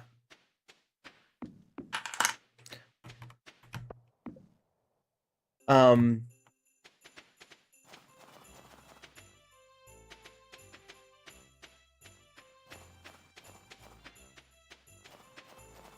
know, and I think the other potential problem is, so that, like, whole thing about, you know, don't have sex before marriage, rushing into relationships, and, big lacking knowledge of how to have safe sex and a lot of shame around, you know, having children out of wedlock or otherwise not understanding potential contraceptive measures and things like that led to a lot of... Sorry, go ahead. Can I just say something that just popped into my mind with what you were saying? Okay. I was thinking of the scene from Forget About It, where they were actually reading what their, like, fake life was supposed to be, their witness protective life, and they find out that they weren't married, and now that their kids were conceived out of wedlock, according to the Canadian documents. And Cookie was freaking out, despite the fact that, you know, they did have their kids when married. That is, yeah. Other chat missed too. I will catch up on it in a minute. I've just got a thought in my head. What is wedlock supposed to be? That's when two people who aren't married but are living together have kids.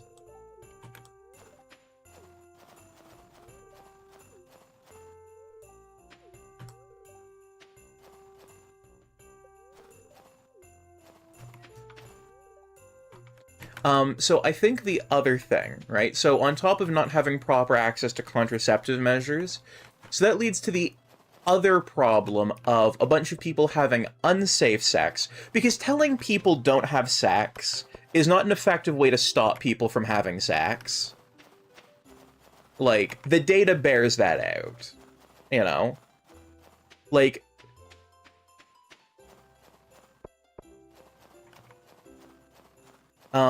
like, you know the states that have the highest rate of, like, teen pregnancies are the ones that have abstinence-only sex education. It's like, yeah, duh, that wouldn't work.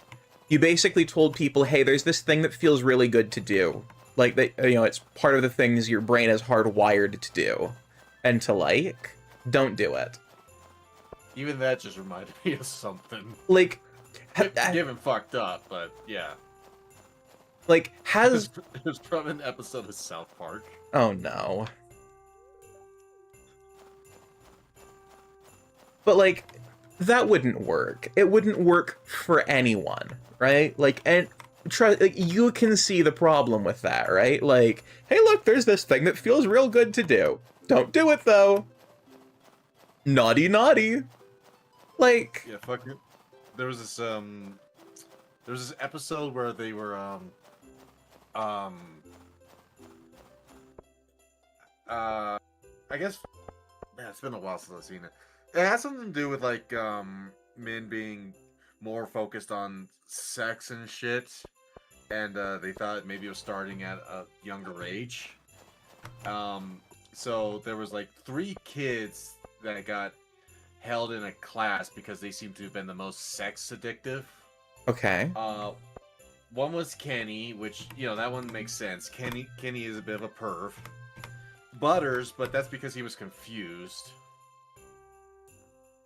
Oh, the way they figured it out, now that I remember, they brought in a magazine of, like, an old Playboy, and they showed a picture of a naked lady with, I guess, a massive bush. And Kenny was focused on the boobs. Butters was fascinated by the bush, and they found it out when they asked, like, what the lady's, like, hair color was or something, and the boys were like, what? And the teacher brought up, like, he brought this thing that supposedly makes a stronger, more wonderful feeling orgasm, which involved choking yourself with a belt while dressed as Batman. What the now, fuck? Butters, being innocent, didn't know about masturbation or anything, but Kenny accidentally choked himself to death while dressed as Batman.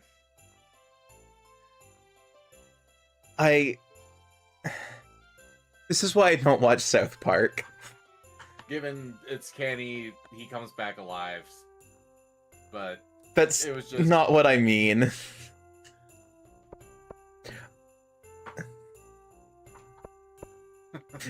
I just mean, like, that kind of episode premise is why I don't watch South Park.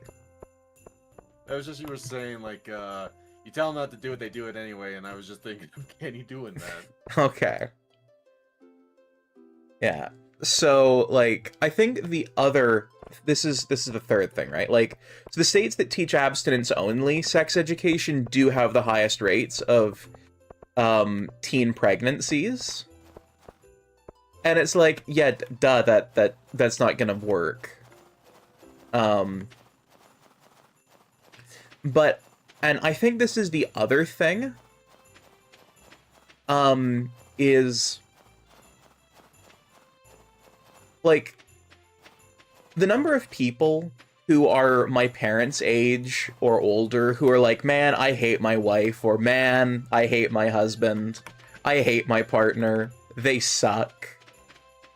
Like, they're all people who... They got married when they were 19, 20, 21. My dad was married and had a kid when he was younger than me. Fucking... It's up. This makes me think, and this one isn't fucked up. So my grandmother basically married my grandpa right out of high school. Okay. So after my grandpa's passing, it's been the first time my grandmother has been alone for fucking like 70 years. Okay. But when my grandpa was when he gained dementia and couldn't even recognize his own wife anymore. Now, God bless my grandmother, but she's a serious Bible pusher. Hmm. And when my grandpa got dementia and my mom had to take care of my grandpa, when my grandma left the room, my grandpa leans over to my mom and asks, God, who is that lady? She's a bitch. Oh no! And my mom, with a shocked expression, was like, but with a smirk because it was hilarious, was like, that's your wife who you married. Oh no.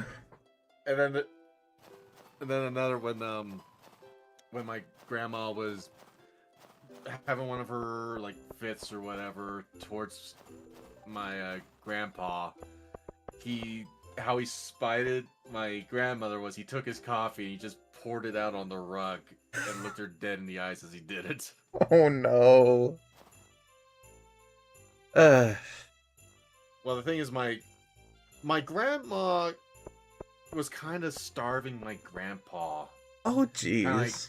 thinking she knows what best. Whereas what my mom would do is when they would go out for drives to do things, they would sneak over to a place called Freddy's and they would pick up frozen custard. Okay. Because, well, my grandpa was having some issues because my grandma was accidentally, like, lowering his blood sugar. Oh no. So my mom's coming in and basically helping my grandpa get the sugar he needs. Oh jeez.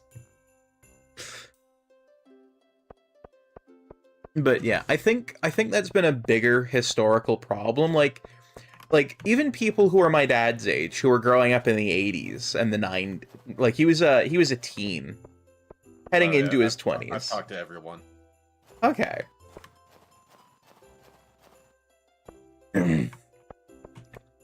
like there was a lot of pressure to get married,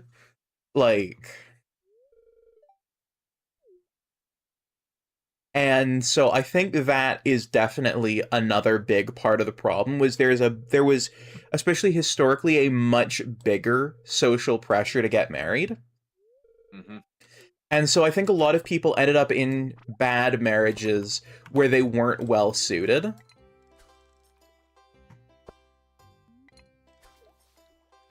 And I think that also leads to some amount of unhappiness in relationships, you know? Not to say that they're all entirely perfect and, oh, the women were perfect and everything was fine and it was the men's fault, or, oh, the men were perfect angels and it was the women were at fault. It's like, no, it's more complicated than that. People who were not compatible rushed into relationships because they wanted nookie. They wanted fuck. They got fuck. They have the consequences of fuck. And unfortunately, one of those consequences with it was they went and got married. And they got fucked in a different way. Yeah. I also think a decent amount of the problem in divorces is not down to the people, but it's down to the lawyers. So, at least from what I understand in Canada, a lot of divorce lawyers get paid based on, like, what the person they're representing gets, right? And so there's a certain fuck you, I want to make fuck the other person, I want to make sure I get the best payout I can. Like, to my mind, divorces should, setting aside horrible, toxic, abusive divorces, right? Mm-hmm. Firstly, prenups should be standard, right? Whatever you come into the relationship with, you go out of the relationship with, you know? Yes. assets you acquire during the relationship that are understood to be shared should be treated as shared assets. That's not all assets, mind you, right? Like, someone might buy something for themselves, and it's understood that that's a their thing, and nice. I'm glad you got a salmon. But, like, to my mind, prenups should be a standard part, because marriage from a governmental standpoint is a contract you enter in with. Nice! Well done. I got a sailor cap, I got a dress spinner, I got a barbed hook, and I got a magnet bait. Ooh.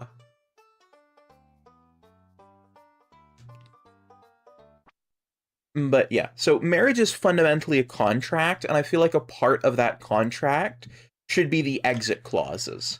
And we have a big social stigma around exit clauses in marriage contracts specifically. I personally think that's insane. Marriage is one of the biggest contracts we enter into, and so it should come with the proper safeties and exit clauses and things like that. But we have big social stigma around that, mostly from religious people who view marriage as a for-life thing, right? And... Oh, God. What? I bought wallpaper. Yeah. Well, come on over and take a look. All right.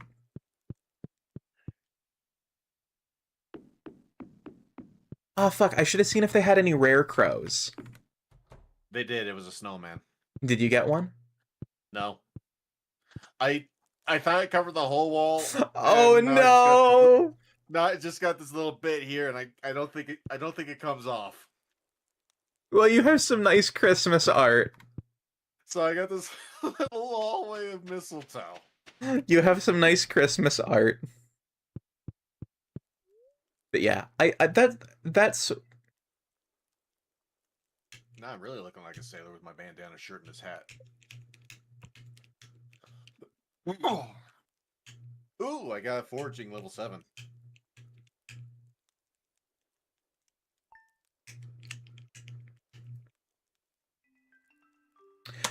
The reason you need a lawyer is because marriage is legally a contract, and divorce is breaking the contract.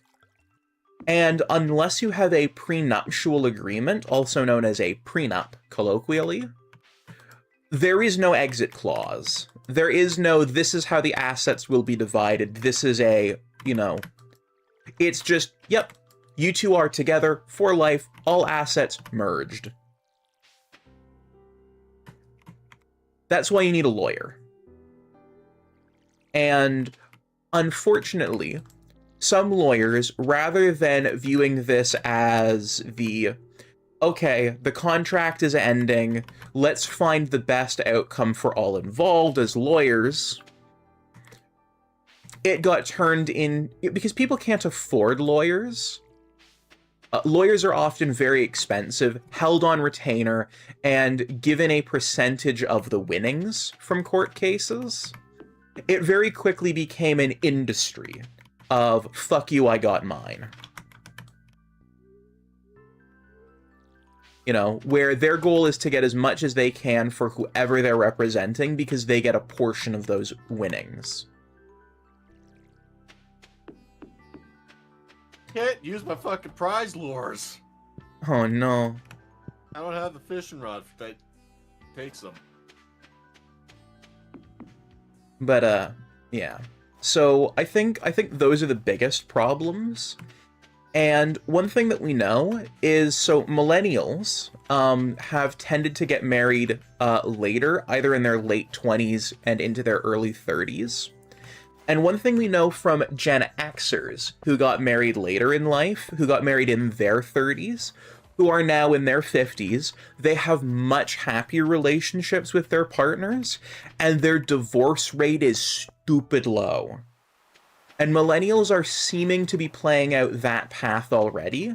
For the ones who have gotten married later, they report higher rates of satisfaction with their partners, higher rates of happiness, and so far anyway, their divorce rate is stupid low. So it's possible that that is largely the solution to a bunch of these problems. Is people just need to get married later in life.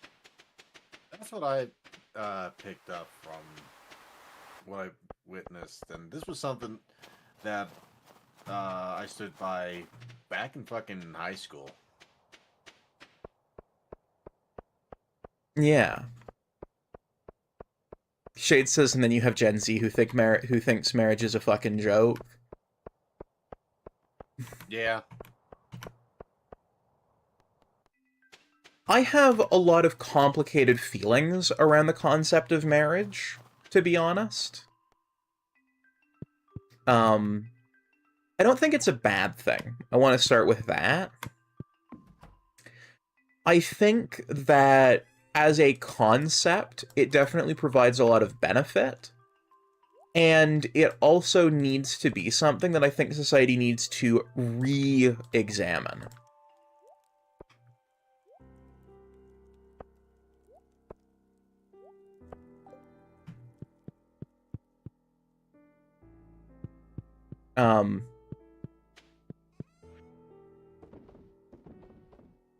So, Jensen, you've probably thought more deeply about this than I have. Floofy asks, what is marriage supposed to add to a relationship?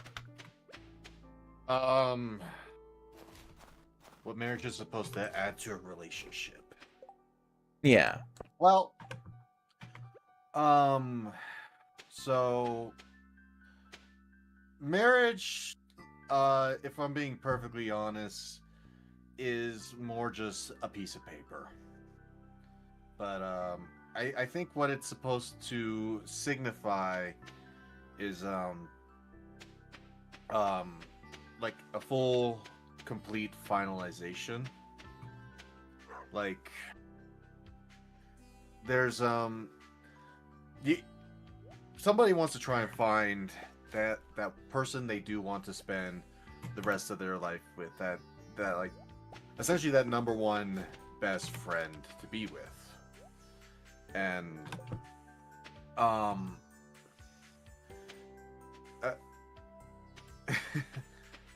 you can essentially be with that person for a good long while. You could even move in together and everything, but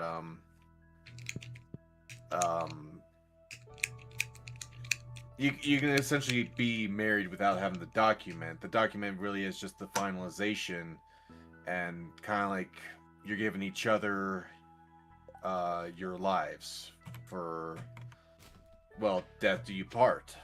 Well, that's how it's supposed to be. That's the theory, anyway. So, I guess it's just the finalization, and then to start a family. Yeah. So my perspective on it, having I guess sorry. I guess also essentially try to begin the next chapter of your life.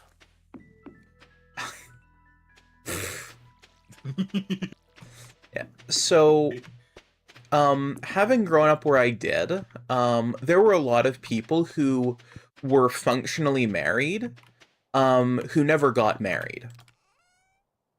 Right.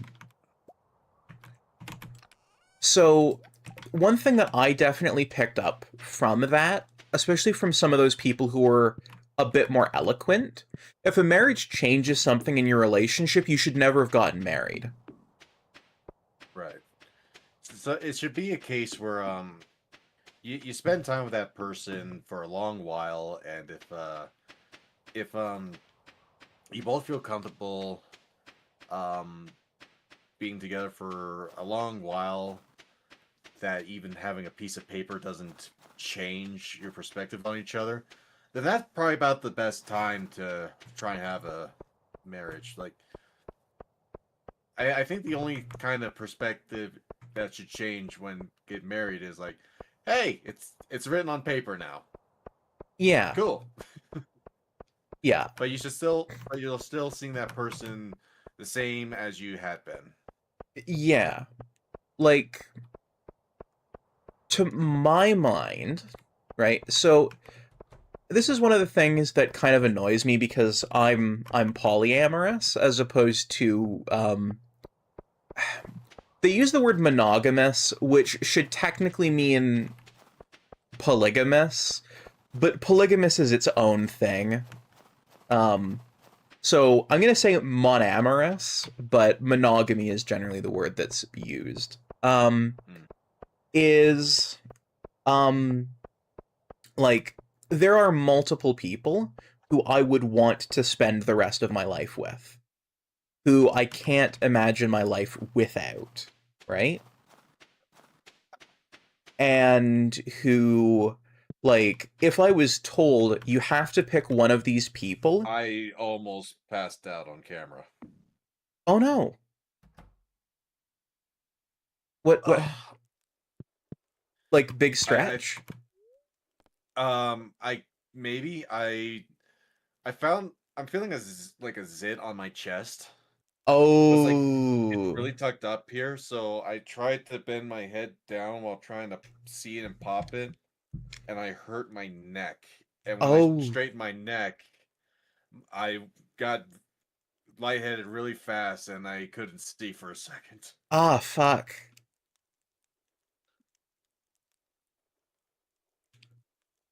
Ugh. That is not good. But yeah, just to kind of finish my thought there. So like the law basically says you can only have one person get this specific kind of legal recognition of your relationship. And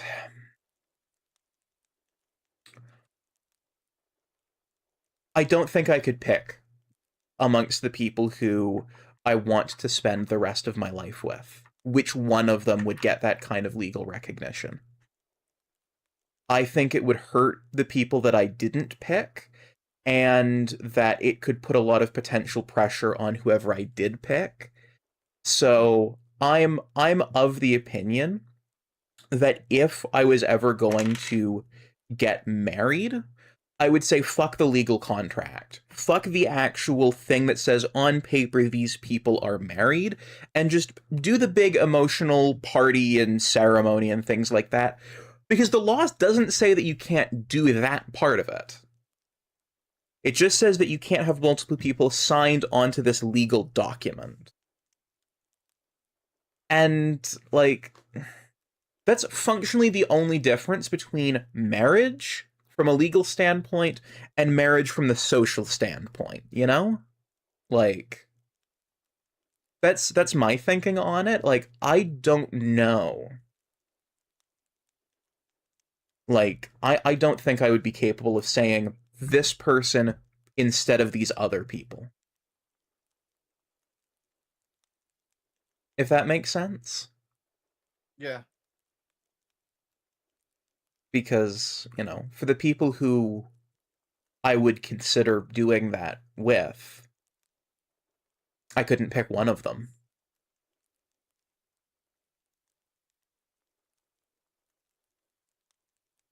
And Shade raises another good point. I don't think I'd want to get married, mainly because I don't see a need for the law to get involved with my personal life choices. Right. I will second that as well. Why the fuck is it the government's business who I'm married to or who I Yeah. love? You want to know why? Taxes. Actually, the tax breaks are nice. The tax breaks are nice.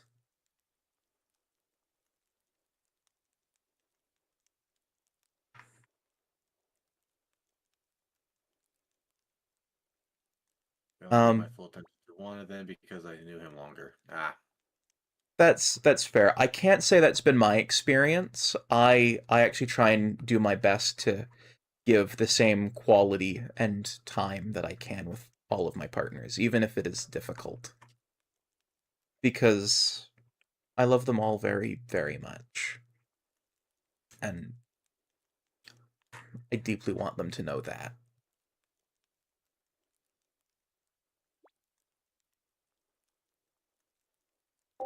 Also, in answer to your question, Floofy, yes. Yes, I would.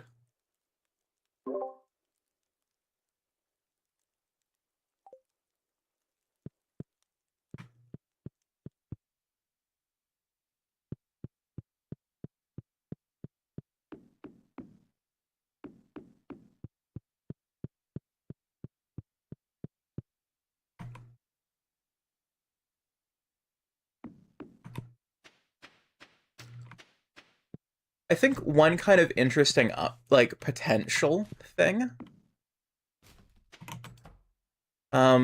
is, so at least in Canada we have, so marriage is one kind of a category of contracts.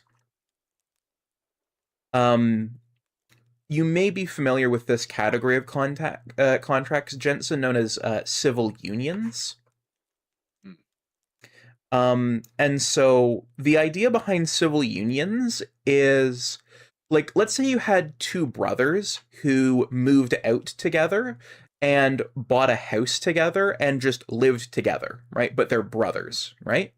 They can enter into what's known as a civil union, where they're basically saying, we'd like all of the legal benefits of marriage, but we're not in a romantic relationship with each other. You know? Oh, I just had a mind thought that I was gonna say earlier when I got my packages and completely forgot. Oh, do tell. So I was so I commented how I didn't do my walkway, and that's something I should do for the like the postman. Yeah. Well, I kind of neglected the thought that my postman just walks through my fucking yard. I didn't think about it until he did it twice, because he put the one package in the mail, then went back to his truck, realizing he missed two more packages, and came back across the yard to put them in the mailbox. It's like, so I was like, why even bother to shovel the walk and make it nice and clean if you're gonna walk along the grass? And people might make the argument, well, I guess he probably didn't care because the grass is just as bad as the sidewalk. No, this happened last year too, where I would shovel the walk, and I would even be like, let me get the walk all nice and shoveled, so the postman doesn't have to worry about tripping or ice hitting under the snow. Then I go to work and I come back, any powder melted because of the sun out, and there's footprints in the grass.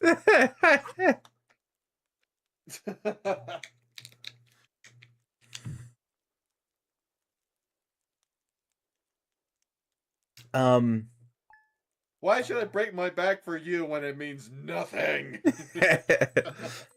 I suppose anyone else who lives near you who walks would appreciate it. I don't know how many people who live near you walk. Well, there are some people that do, but here's the other problem. Hmm? They walk along the main road. They don't walk in front of my house. Ah. And by the main road, there is no sidewalk. Fucking okay. I fucking hate when towns and cities do that, where they don't have fucking sidewalk. Can I just say, fuck whoever decided not to have sidewalk there. I hope that one time they have to walk somewhere because their car is broken down and they have to deal with walking along the side of the road. Fuck them. Where was the mountains, by the way? That's the north area, right? Of this area? Yeah. Okay. Also, Floofy asked, what are the legal benefits to marriage? Tax breaks, your spouse, whoever you're married to, is they're considered your next of kin in the event of an emergency. Oftentimes they can advocate on your behalf for healthcare. Like, there are a lot of decisions in healthcare where, like, if you're incapacitated, your next of kin or someone else acts as your executor. They get to make decisions on your behalf. And, yeah? I I found a wearable dwarf helmet. Oh my goodness. You Are want you? it? Yes. Okay. I'll put it in the chest by your house. Also, so I you. put it on the dog! I didn't know you could do that! I can't take it. I don't think I can take it off the dog unless I have another hat. Where's I put the dwarf helmet on the dog! Where's the dog? Where's the dog? I need to up see. Here, up here. Oh my goodness. Well, it's the dog's now. I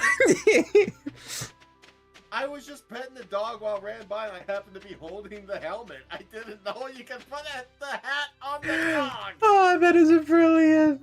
Oh my Oh goodness. my god. Well, sorry, Noble. You're all good. You're all good.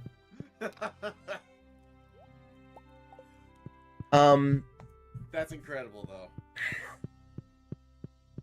Can I put a hat on the cow? It would be hilarious if you can. Can I put a hat on a cow? I have to see if I can do this.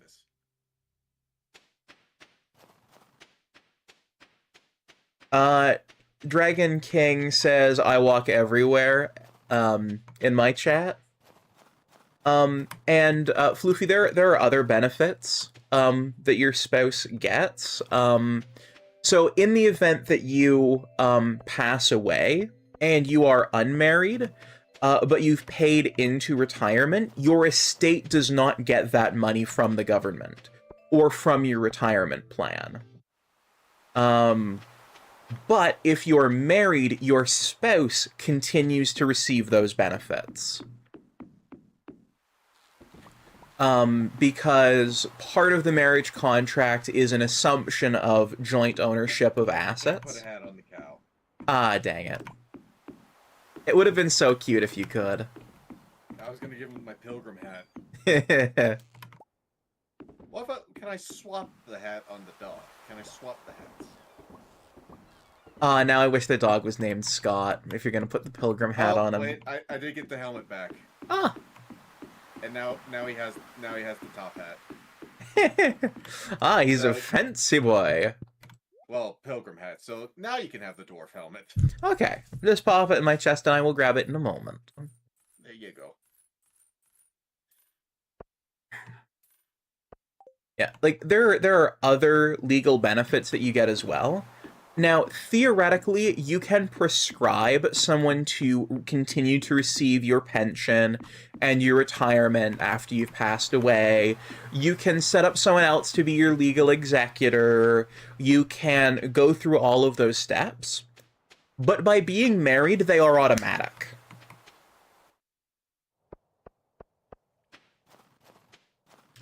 Now, here's a nice thing about Canada. We actually built a bunch of different potential civil unions into law. And theoretically, someone who is in a polyamorous relationship could, you don't get tax benefit status for people you're in civil unions with. But you do get most of the other benefits. One could theoretically go through and build out a civil union contract that allowed for more than 2 co-signers. Then you'd have to get it through a judge in Canada, because it would be the first time anyone has done that. And because it's a contract, it needs to be reviewed, and because it's a novel contract, there's a chance that it wouldn't hold up. But it is theoretically doable. But yeah, there are a bunch of potential things.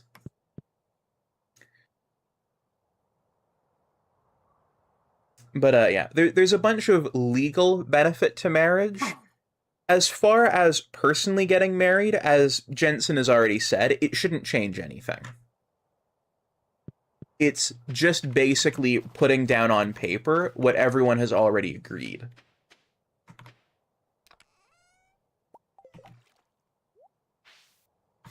I am a dwarf and I'm digging a hole. Diggy, diggy Diggy diggy hole. hole, diggy Diggy, diggy diggy hole. hole. I am a Are you dwarf. watching me in the mines?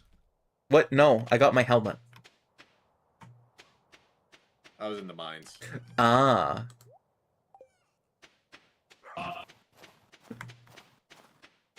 All I heard was the I.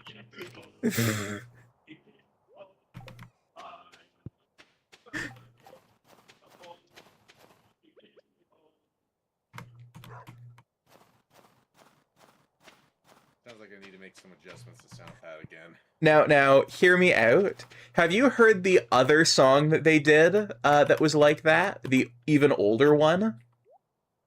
Which one? I am a dwarf and I'm digging a hole. Oh, yeah, I did. Ah, I love that one as well. Oh, also, they're back Have to doing you? Minecraft. Oh, so they are. They are. They have Jaffa. So they're going back to their roots and doing a modded Minecraft Let's Play series. Um, Nice. which is actually they're doing two of them. Um, Okay. so so did you ever watch Yogscast back in the day? Not a lot, but some. Okay, so I'm assuming that you remember that they did Yogs Labs, which was their mod pack review series, which was also fairly heavily scripted. Maybe. Okay. And so It's then been a long while, so okay. So they also had their Moon Quest and Hole Diggers and Jaffa Quest and things like that, which was a lot less scripted. It was just the modded Let's Play that they were doing. mhm. They've revived both of those series. Um, but, and this is an interesting thing they're doing, they've actually roped in a bunch of the other members that are still in the Yogs cast, who had done their own Minecraft Let's Play series on those servers and tied it all into the Jaffa Quest that they're doing now, which I am really enjoying, and I have binged all of the episodes that they've come out with so far. Which, to be fair, was like 6 episodes. It was like 2 hours of YouTube. So on the topic with the Minecraft music, Mm-hmm. have you heard Honeydew? Yeah, yeah, yeah. Oh, I'm pretty sure I have. It was just a parody of the He-Man Hey Yay Yay. Yes, I have seen that one. I love that one so much. Also, Floofy has asked a super important question. Why is Okay. ranch good? Why is ranch good? Yes, ranch, the sauce. You're asking the wrong person. I didn't start actually consuming ranch until fucking 2021. And that was more just the like, well, they gave it as a side. Let me give it a try and realizing it's still right. Until I had buttermilk ranch back in fucking 2023 and realized that shit was good. Ah, okay. This is where we diverge. I don't like buttermilk ranch. Hmm. I am a fan of three cheese ranch. Ugh. What's wrong with three cheese ranch? I'm not a big cheese connoisseur to begin with. Okay, do you know what the three cheeses in three cheese ranch are? What? So at least Kraft's three cheese ranch, it's mozzarella, cheddar, and parmesan, Mm, which okay. classic cheese trio. Yes. But here's my thing. Okay. I don't. I like about the only cold cheese I'll have is mozzarella. In fact, I actually do have some little fresh mozzarella balls that I do need to eat. Okay. In fact, I think I'm probably gonna grab those once we finish this day here. Okay. Probably snack on them during stream, especially with tomatoes. Okay. Um, but otherwise, I don't like cheese unless it's hot, gooey, melted, and has its grease oozing out. And see, I generally like my cheese actually cold. I like get myself a bit of cheddar, a bit of red Leicester, I'll make myself up a cheese and crackers and like little bits of vegetable. Basically a charcuterie board without the meat. Yeah, no, I never ever really liked cold raw cheese. I had to force myself to try mozzarella just to see what it would be like and realize, okay, this isn't too bad. The there was two there was another one. It was a dessert cheese that goes great with like jam. That I tried when I was working in the deli because there was like an order accident. So I was like, yeah, free cheese. Let's give it a try. And I was like, you know what, this isn't bad. It's not sharp or anything. It's almost like a light sweetness. I could get behind this. That's fair. And then the other one is like the cheese that comes in the red wax. Oh, do you mean the little tiny ones, Baby Bells? Yes, Baby Bells. But even Baby Bells is like sometimes I'll be like, okay, these are all right, and then another time's like, I don't like it. I could like, genuinely Baby Bells is like the perfect on the border of like I'll like and then not like. That's totally fair. That just means more cheese for me. Yep. I'll be right back. Okay. So to answer your question, Floofy, ranch is salty, fatty, and savory all at the same time. It is literally the three primary tastes that your brain goes, fucking yeah! Fucking yeah! Give me that shit. Like, your brain goes, fucking give me that shit.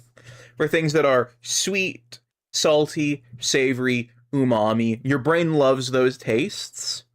And ranch is 3 out of 4, and sometimes it's even a little sweet. So your brain just goes, this is nectar of the gods. Give me it. Give me it. You can't see the unhinged shit I'm doing with my hands and my face. Like, I'm pulling at my face. Like, being expressive and you just can't see it. Once I get that 3D model up and running. Speaking of, there's a 3D model in the works. Once we get that up and running, once I get myself hand tracking, you'll be able to see the insanity that I do.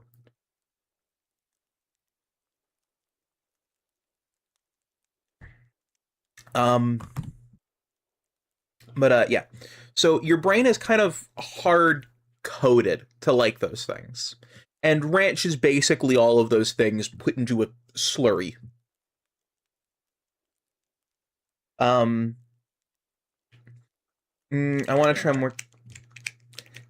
You missed me being slightly unhinged. What happened? Floof, I was explaining why ranch was so good, and I'm not going to be able to do it justice, but like, your brain likes it, and it's so good because it's fatty, salty, savory, and just a little bit sweet. And those are like the 4 key flavors that your brain goes, give me that fucking shit. I want that fucking shit. Give me it. Pour it down my fucking throat.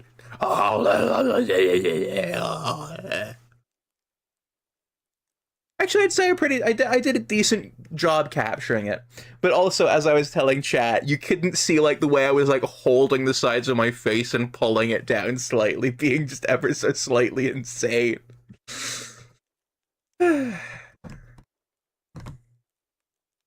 And Shade says, meanwhile, I'm over here eating half a block of shark cheddar cheese. Here I am with my bowl of fresh mozzarella cherry-sized balls. Heating it up with a propane torch so it also has a nice fucking char like on a slice of pizza. Whereas I like my cheese nice and cold, where, like, it goes so nicely with, like, bits of fruit, bits of veggies. It goes nicely on crackers. It's just, mwah. This would go great with some tomatoes, but my tomatoes molded. And the cheese is near the cheese actually expired 5 days ago. Oh no. Noble white. By expired, I mean past its sell date, so.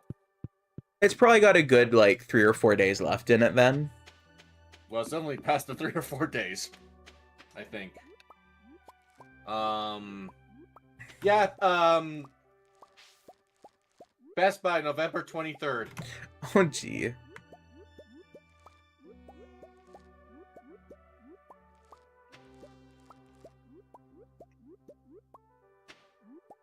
Hey, at least it's white cheese. That's good for you. Yeah. Especially if you're on keto. Floofy asks, why cheese so expensive? Okay.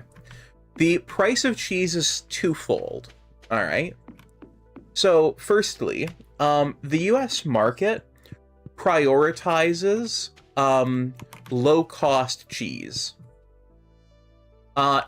That's mostly because the US economy prioritizes low-cost goods, full stop. It wants to maximize production. And so, higher quality goods, especially like the nice cheeses, are a lot slower of a product to make. They have a lot lower return on investment. They're specialty, handmade, artisanal products that have basically no profit margin. You know? Unless you're charging exorbitant amounts. So... You know why I think why I don't have a problem with fresh mozzarella? Go right ahead. I am a major milk drinker, and I'm just eating a solid piece of milk. That's fair, and you basically are eating a solid piece of dairy fat. It has not aged yet.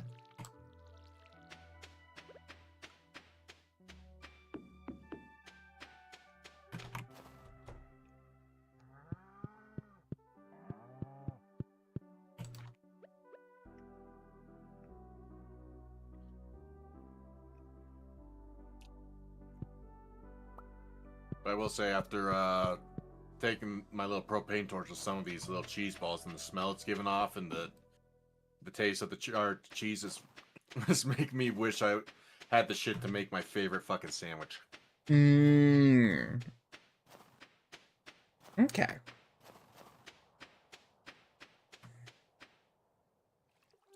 Like, if I make it again, I'm definitely gonna make the bread myself as well. Okay.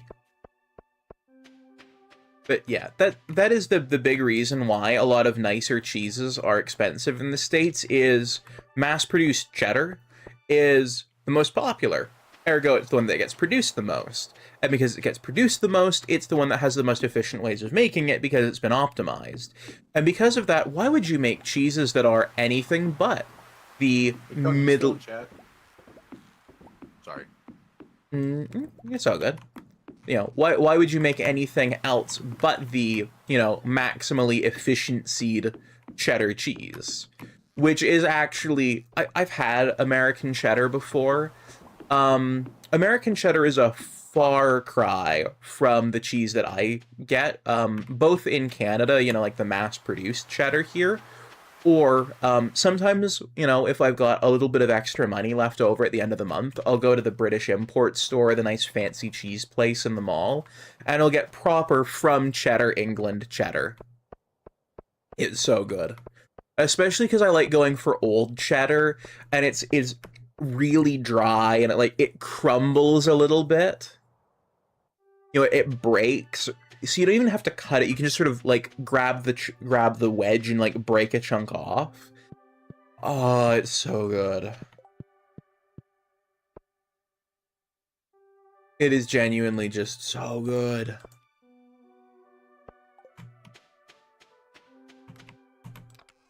Have you ever had proper English cheddar?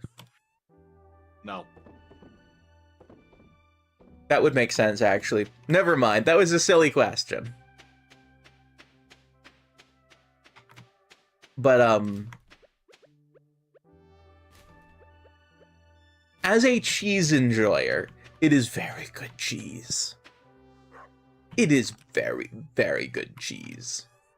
Ever seen Box Trolls? It rings a bell? I believe it's an Aardman film. Oh, yes. Okay, so I have not seen it. Okay. But I am remembering the main villain was wanting to be in like the group of the higher ups that just consumed cheese, and he was like greatly allergic. Oh no! But he didn't fucking care, and it actually cost him his life. Oh no! If I was lactose intolerant, I would continue to consume cheese. Depending on how lactose intolerant I was, cheese is delicious. There was a brief moment where I actually was lactose intolerant. Oh.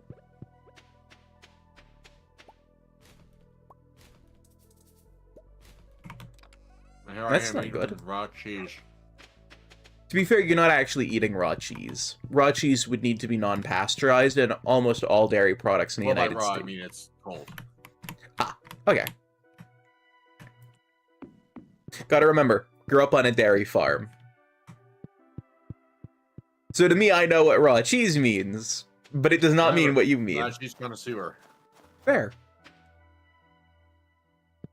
Oh, I thought we donated Thunder Eggs. Yeah, these would be so much nicer if I had some tomatoes with them, like some little cherry tomatoes. I could see that. Well, look, caprese. It's my favorite salad. Also, Shade says, oh, what about Cheeseland? I have not been to a Cheeseland. And also, yes, Shade. Shade said Nobel. But yeah, back when I was in like middle school, when I was there's a day where I was consuming dairy, and then just out of the nowhere, I just had one hell of a bad stomach ache. Oh no. And then it started picking in patterns where when I was having dairy, I was getting major stomach aches and vomiting. But I would take pills so I could consume dairy. Okay. But there were days where I would forget pills. Like I would be at a friend's house and it was like ice cream, but I'll have forgotten to bring my pills, and I'll be like, ah, fuck it, I'll deal with it. Then eventually, after like 3 years, it just stopped, Huh. and I could eat dairy again just fine.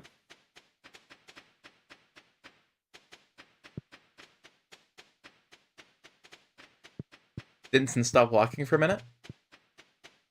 Yeah, the dog's tail makes walking noises. What? The dog's tail, can you not hear it? No. Oh. Do you have sound effects turned down low on the game? No. Oh. Do you not? Now he is. Okay. Yeah. He was standing up on my end, Oh, okay. so his idols wasn't in sync. Okay.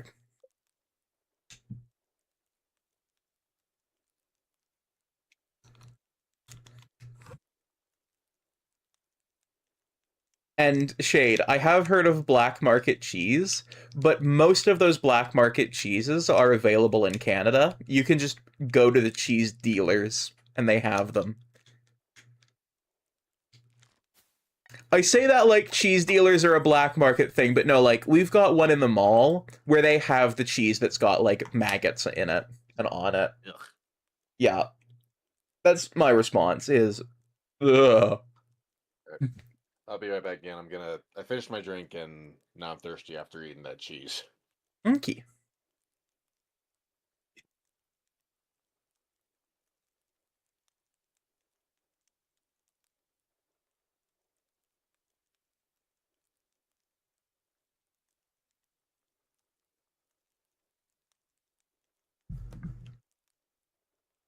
Yes.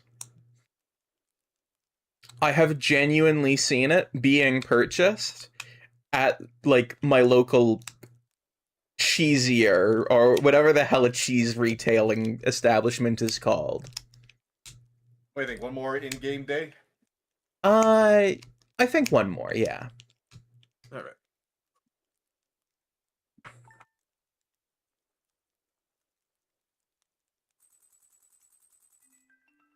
I am a dwarf.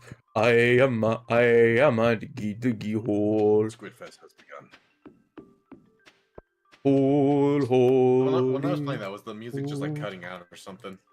Yeah, it sounded like I would hear like bits of it, but not the whole thing.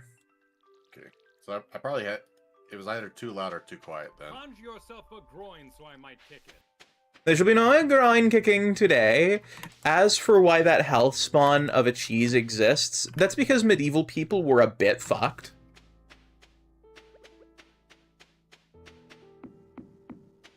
Like, no offense to medieval people. Yeah, it's still cutting out. Okay, maybe it's too quiet.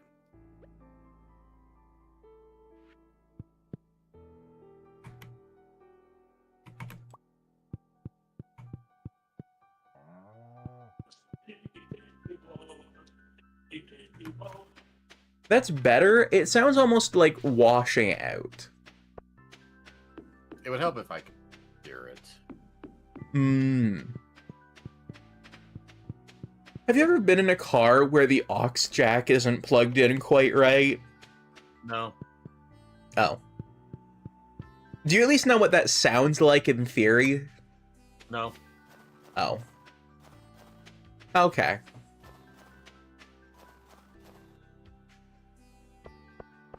You know when a Discman is kind of going, or the headphones aren't plugged in quite right, and like all the sound, almost like it's underwater. No. Okay. Well, that's my best shot at describing it then. On one of those, I lied. I don't know which one was the lie.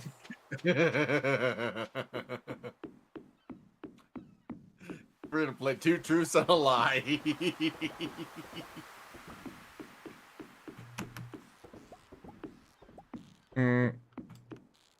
Bonk.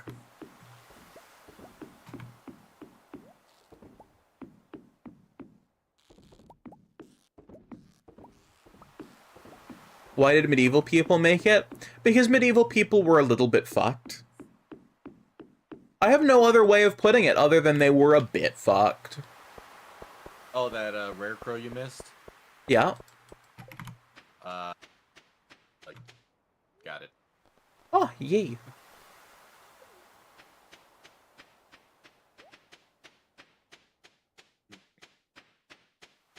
And why is medieval so hard to spell? Because it's actually spelt medieval.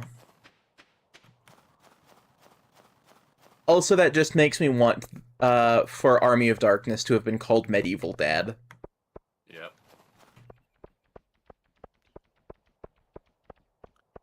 Well, I say it makes me want that. It makes me want that even more. Medieval Dad. What a missed opportunity.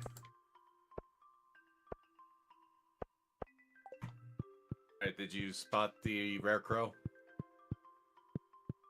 Yes.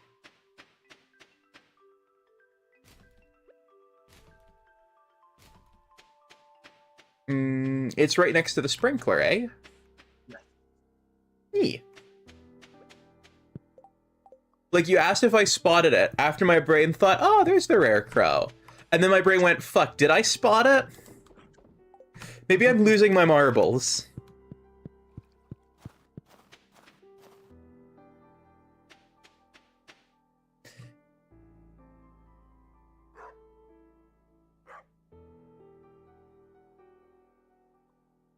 Also, Shade, you may not have the groin of the person who sells me cheese. Who I have also... lose what you've already lost. I'm not sure if I get what you mean. I said earlier, am I losing my marbles? I have my marbles right here next to me. I actually do have a couple of marbles next to me. Oh, you know what I loved as a kid that I never got to experience, despite having one of the toys? Bakugan? Bakugan? Yeah. Not really. Even though I do still have 2 Bakugan I bought in middle school. I was the only kid in my fucking town that fucking bought them, I swear. Oh, fuck. Okay, so where we were at, they went friggin' nuts. But nobody knew how to play. Nobody ever sat down and read the instruction manuals, so people would just go, see, I've got this one. That means I win. And then someone else would go, nuh-uh, that one loses to this one I've got. Yeah, I had 2, but I think technically 3, because one rolled out to a lion, and one had like 2 different versions. Depending on what side I rolled, like I don't know which one it was, but it had 2 magnets on each side, adjacent from each other. So you would get like a white variant, and then on the other side was like a red variant on one ball. Okay. I don't know which one it was, but I do remember in the anime it did also have like different personalities on it, depending on which one came out. But no, I was gonna say beat 'em on. I've never even heard of Beat 'em on. So they were these little like mech guys, and you would put a hopper in the back of it and would shoot out marbles. And I think the goal of the game was to shoot at your opponent's targets. Oh, I've seen these. I've never acquired one, but I have seen them. I had one, and the marbles were a bit specific for it, a specific size, but they were actual like glass marbles. Okay.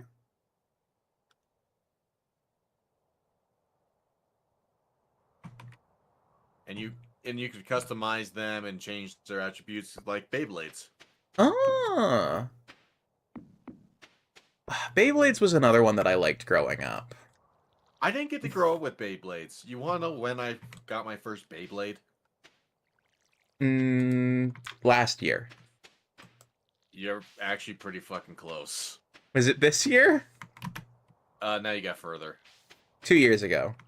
Yes. Okay.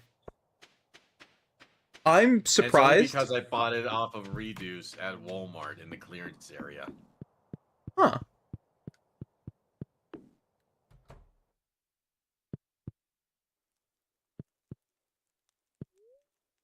I did fulfill a childhood desire pre-2020 that I was happy with. Oh, I'm what still was fairly that? happy with. So, do you know about scanners? With a Z at the end? It rings a bell, but I can't So- picture it right now. So scanners, they came out with these little toys, and they scanned barcodes. And, Right. They Okay. had them in green, blue, and red, and I had the red one since I was in like the 4th grade. So they were old toys, but I always wanted the blue one. But in like 2018, 2019. Oh, I will say only one other kid had a scanners, but he had the scanners commander. It was a black one. And when we tried to do the battle and connect them up, they could not sync with each other because his was the newer version. Okay. But yeah, this commander's the only one I don't have. I thought about getting it, but I could not find one available for a reasonable price, so I gave up on that one in peace. But yeah, I ended up buying the other 2 that I didn't have. So when I would scan something with my red one and it would be a monster that wasn't compatible, I could try it with either the blue one or the green one to collect it. Okay.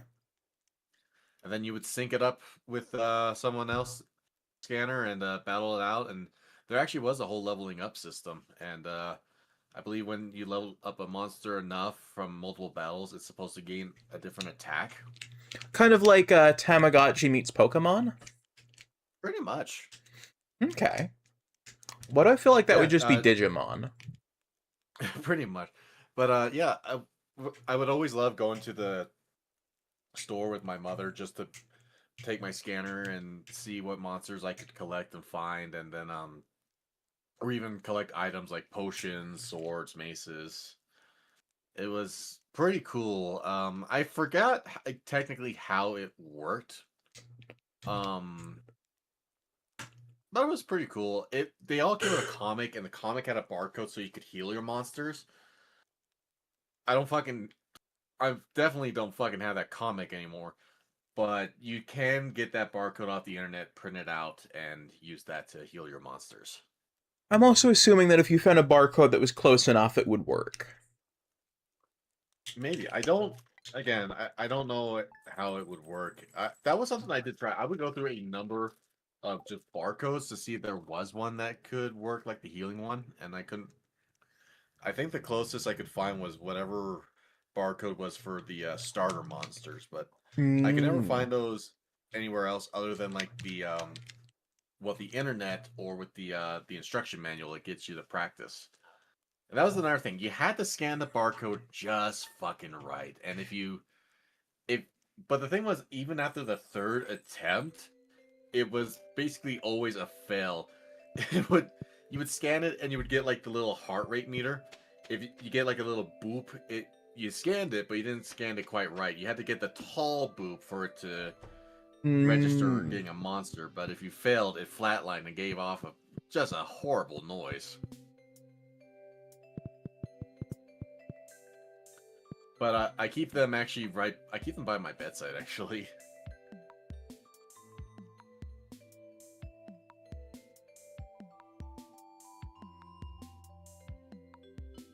Oh, and if you did have at least 3 monsters that weren't knocked out, and if you scan a barcode with a monster that wasn't compatible with yours, then you were fighting NPC monsters. Ah, I see. Okay. Also, were we going to call it on this one? Yep. Okay. I believe it is your turn to pick someone to raid out to. Okay. Yes, it is. I just checked my notes. Well, let's see then.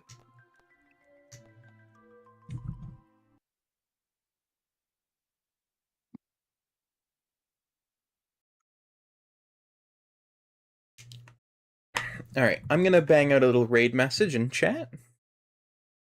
Okay. Let's see.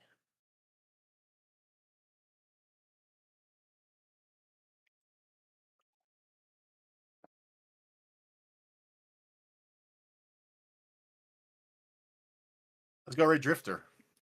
Raiding Drifter sounds lovely. All right. Thanks for streaming. No problem, Floofy. Thank you all so much for tuning in. I don't think there'll be another stream until Saturday. But thank you all so much. Noble, thank you for being here. Thank you for having me. Of course.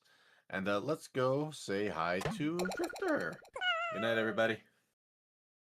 I've walked the head by a Floofy. Alright, and to those of you on my end, I hope you all have an absolutely amazing rest of your day. Jensen, thank you for joining me, but Of course. yeah, and yeah, I will see you all again on Monday because I will not be streaming this Friday because it's my brother's birthday and we're driving up to see him. And thank you for the boop, and I will talk to you all later. Bye-bye now.